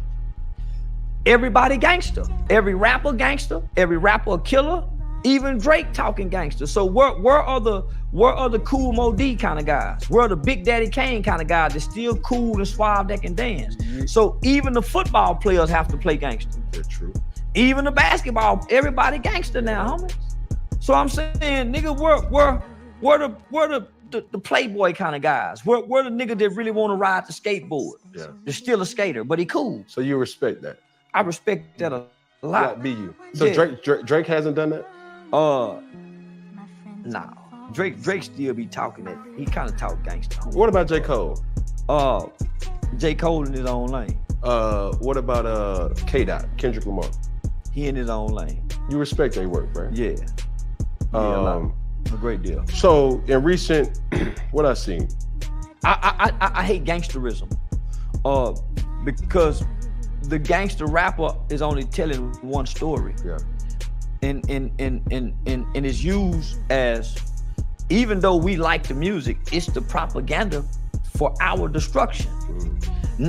So it's being so prison, jail, killing, drugs, whores, not being responsible fathers, not being husbands. All of that is propagated, promoted, projected, and glorified. And you're not using your platform to have propaganda too when you saying, you want to have unsolicited children, endanger people, you want to put your hands on your woman? I don't use that. I just answer the question. I don't speak that. I speak against destruction in the community. But you just... That was a question asked. I don't use that. So what they use their platform to consistently talk about killing people. I don't consistently talk about... You use your platform by saying fuck black people. No, I don't. I don't say fuck black people. You say fuck Nipsey Hussle, fuck King Oh, Von. that's a rapper. So Nipsey Hussle is a rolling 60 rapper. Okay. Rolling 60s do what? Kill black people. So he's a Crip rapper, rolling 60, right? Mm-hmm. King Von is a serial killer, documented by the FBI. Yeah. Who wouldn't say fuck them? Okay. What about fuck Deion Sanders? Fuck Deion Sanders. But why? Who he killed? He's a idolized worship celebrity. But why fuck him? He ain't killed nobody. He's an idolized worship celebrity. So that's a hater. No, this is what I'm saying. Where was y'all at when they were saying smoking Tuka? Because Tuka was a kid. That was doggone. I'm talking about Deion Sanders. You already made your point about King Von. I'm saying Deion Sanders. So let's just say this. So Tuka's mother is still alive. You are hold on. This is what I'm saying. So why are y'all so stuck on Deion Sanders, homie, when these kids' mothers are still alive who these rappers disrespect? And y'all don't have nothing to say about that. I'm not talking about that, Charleston. All I'm saying is you're pressing me by Deion, and I'm saying you just defended King Von. King Von, 5 people came up dead for King Von to come out of jail. What about their family? I'm not talking about. So it's easy to say fuck Deion. No, but why? Because he's a worship, idolized celebrity. That sounds like a hater. Who we think sold out. He didn't sell out. You say he didn't, but it's some of us that say he did. That's cool. So we have our opinions. You just happen to be a celebrity who knows this celebrity. Yes, but I bet if you come to the barbershop, I bet it's a bunch of people saying, fuck Deion, because they got to pay bills. Because I guarantee we don't give a damn about Deion. Because I guarantee you this, and I'm going to drop the mic with this one. Ooh, I bet you the same people who say fuck Deion, including yourself, would do the same thing Deion has done. I done already not did it. I just walked away from $5 million.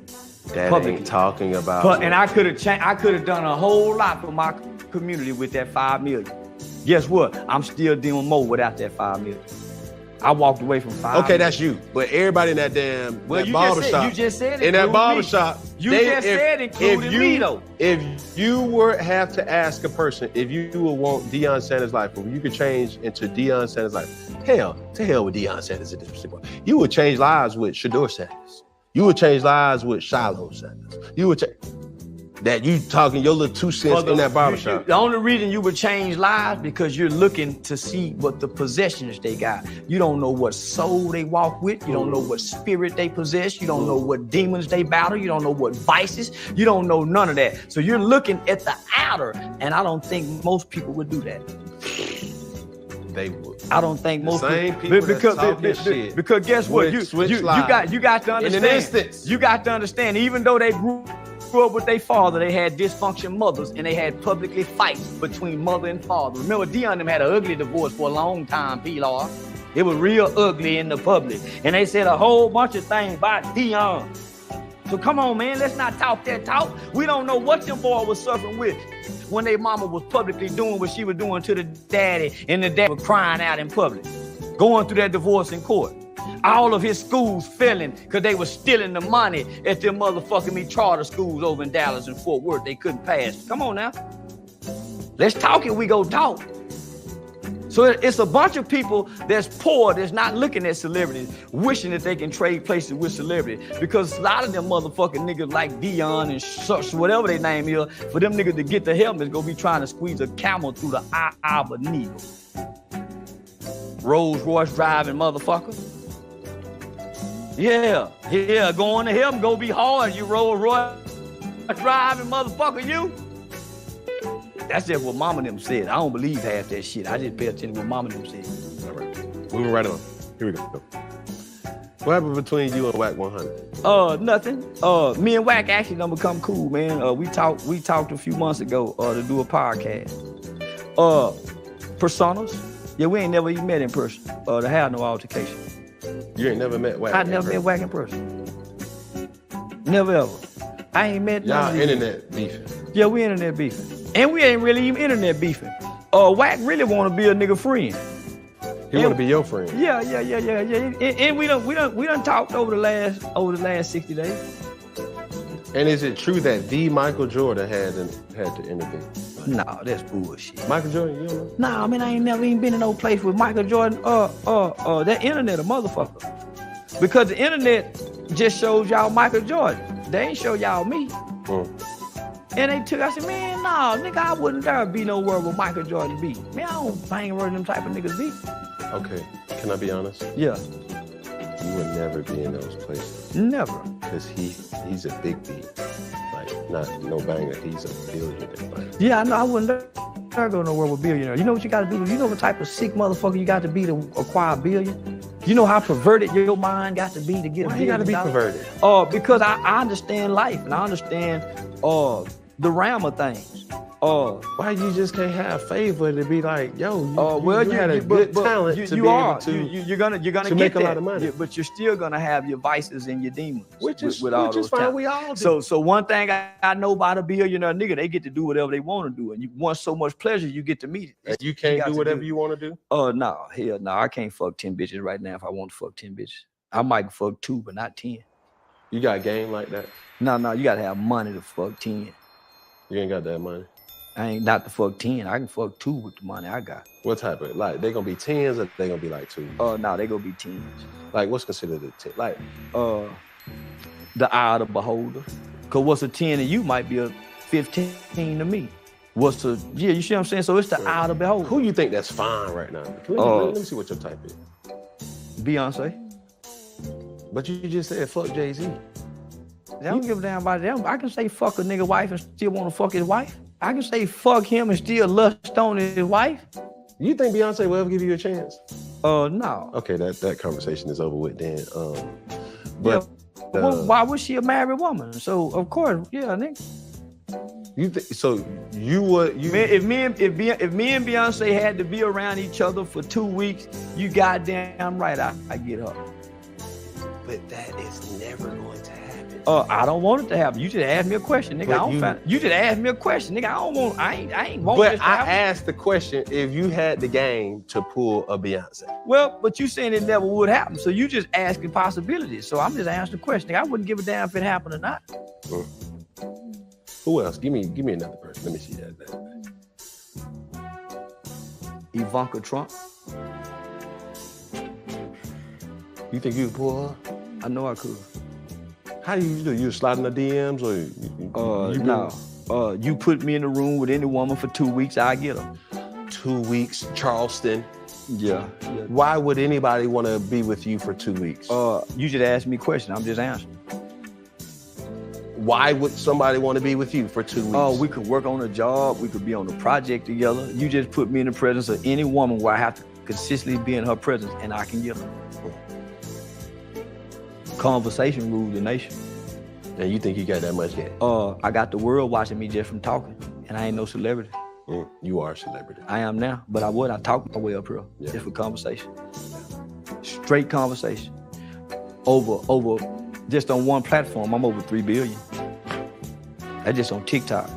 Just between me and Say Cheese TV, I'm over 5 billion. What? Yeah, I do 1 million views in one day on just one platform. What you think this gonna do? It's gonna do some numbers. Because of what? Because of my conversation. And that you admitted to you being a moron. I'm an oxymoron. I've never done nothing wrong to nobody. See, the thing about this is, you don't hear nobody say I've done wrong to nobody. It's always, well, he said this. See, I thought it was actions speak louder than words. So what I realized is most people are hypocritical. They stuck on words. That's why they ignore most people's actions like celebrities. That's why they ignore R. Kelly actions for so long. When he was child molesting, that's why they ignored Jay-Z's action. When Foxy Brown came out and said he was putting that horse dick in her in the Source magazine. Remember that interview? You might be too young. Foxy Brown came out and said Jay-Z was fucking her when she was 16. So if we just go, come on now. So that's why action don't speak louder than words to black people. Because if you go to looking at action, you look at Dion can't keep a marriage. He been divorced how many times? This is how many wives he done had, 3 or 4? So we are following a man who can't, how many times? That's all I'm gonna say. That's all I'm gonna say. Known for sleeping with multiple women throughout his life. Whoremongering man. Maybe that's why God took his toe. Turf toe motherfucker. Okay. So that's all I'm saying. So this is a man who done abused multiple women. Pilar has so much to say about it. Go get the divorce papers. Abusive. Pilar has.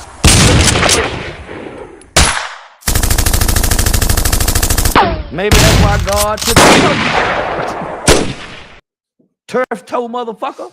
Okay. So that's all I'm man. Maybe that's why God took his toe. Turf toe motherfucker. Okay. So that's all I'm saying. So this is a man who done abused multiple women. Pilar has so much to say about it. Go get the divorce papers. Abusive. Come on now. I was paying attention because I lived in Dallas at the time, so it was big talk in Dallas. And we ain't gonna talk about when he was in Atlanta fronting the dope niggas down here when he was playing for the Atlanta Falcons. All that's documentation. Speculation. Okay, we'll say speculation, but there's no speculations on Charleston White. It's just what he said. It's just conversation. So when you look at Charleston White, you see he's a father, a husband, a community activist, a youth advocate. You ain't got nothing on me. Ex-husband, coon. You ain't got nothing on me. Snitch. You ain't got no paperwork. Talk down no on black people. No paperwork. No paperwork. It ain't no paperwork on me. You got to have paperwork on the snitch. No paperwork. Yo, I'm on the fucking flow. I can't get over this. This nigga Cam got on some motherfucking. This nigga got on some baseball pants that they done cut off at the ankle, nigga. This nigga got his whole motherfucking shankle out, nigga. I ain't know a man's shankle could come out of his. Is that a thing now? Like, niggas show shankles? Like, that nigga got on a Cincinnati Red practice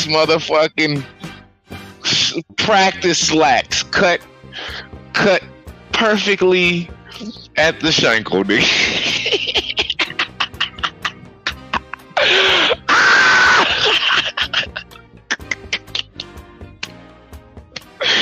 Yo.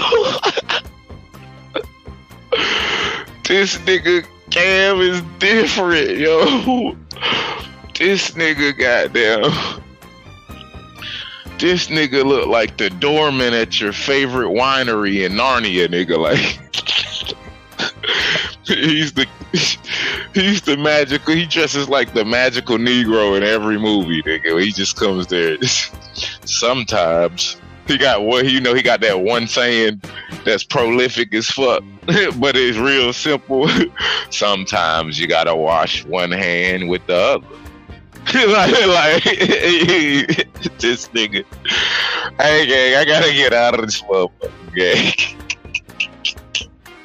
I can't get Lobo. I can't do it, boy. This nigga goddamn got his shankles out, nigga, with some dress socks and some I Hate My Mom 7s, nigga. He got the I Hate My Mom 7s. That nigga got his shankle out. I ain't never seen no shit like this. They always said that Cam was a trendsetter, nigga. He's definitely took the high water. The nigga said, fuck a high water. Give me a motherfucking Indian mound, nigga. That is the... Those are the Atlantis Steppers, nigga. You gotta be a Atlantean.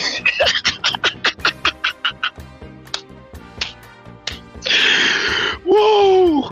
You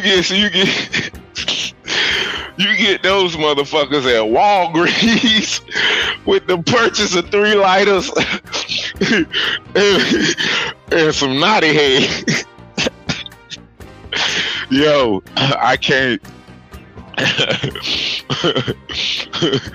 That nigga got fucking fuzzy balls on his sweater. Nigga, that sweater hard, like, but the fuzzy balls with the, like,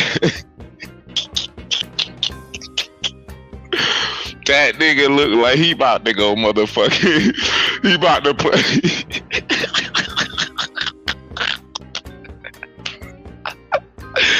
That nigga look like he ready to go play. He about to go fucking play straight, strong 9 innings of baseball. Switch right over to fucking Baccarat, nigga. And then go back to, and then what is the other shit? What do they hit the ball with the paddle? Like that, but yeah.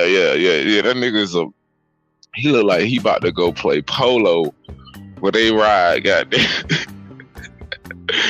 They ride aardvarks, nigga. Like, this nigga is a fucking pink sale. He sell pink sand. That motherfucker.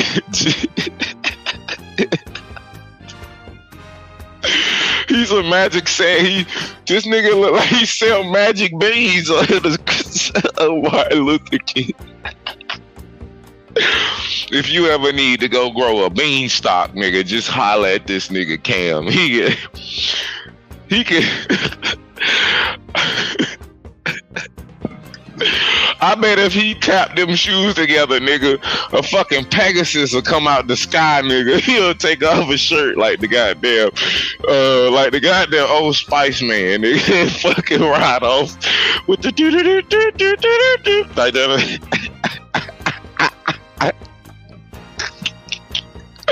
Yo, I'm done. I can't. Oh shit. That nigga Cam got a motherfucking rose in his back pocket. He ready to do the salsa right now, nigga. He's on standby. But he's that nigga Cam. That nigga got on a Zorro hat with the motherfucking rose in his pocket. That nigga look like a Spaniard. This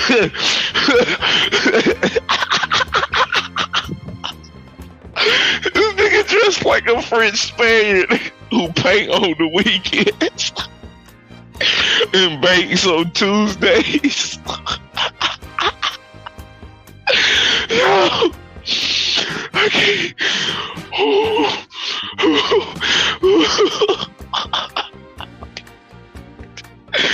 What is the Cam? What are those? I know those bitches cost more than probably my rent. But I'm just saying, like, yo, them bitches got a motherfucker. Them bitches got a back compartment. If he stomped twice, nigga, the shit pop out and there's a bag of candy corn in the back, nigga. So he can hydrate. This nigga eat candy corn all year long. He's one of the few niggas who's looking for candy. This nigga dressed like his Halloween every motherfucking day, nigga. Like, god damn. All right, I'm good, y'all. I couldn't let that one go, boy.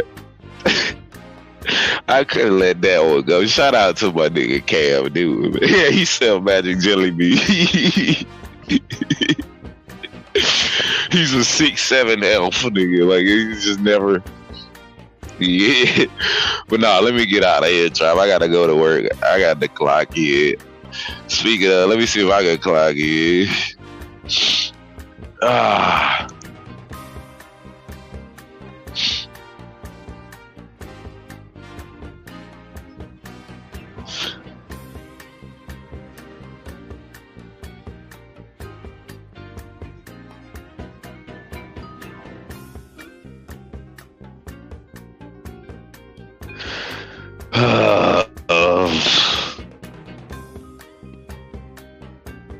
I'm gonna have it to my intro.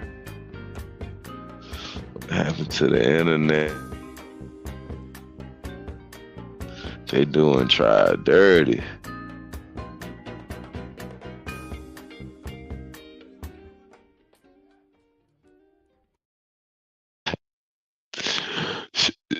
Oh shit.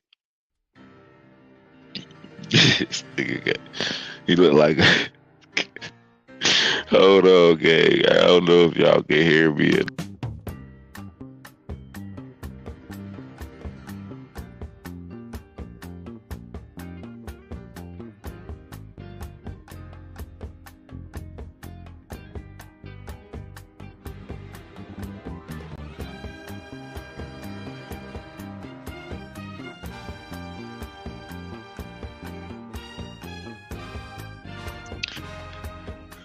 All right, tribe.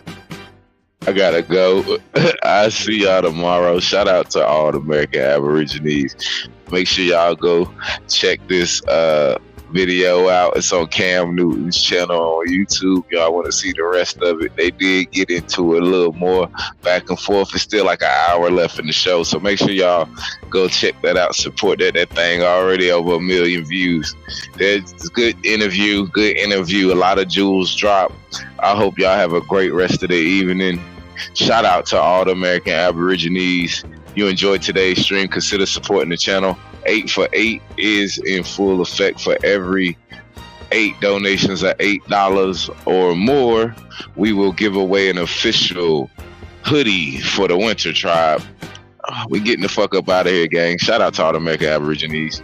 Peace.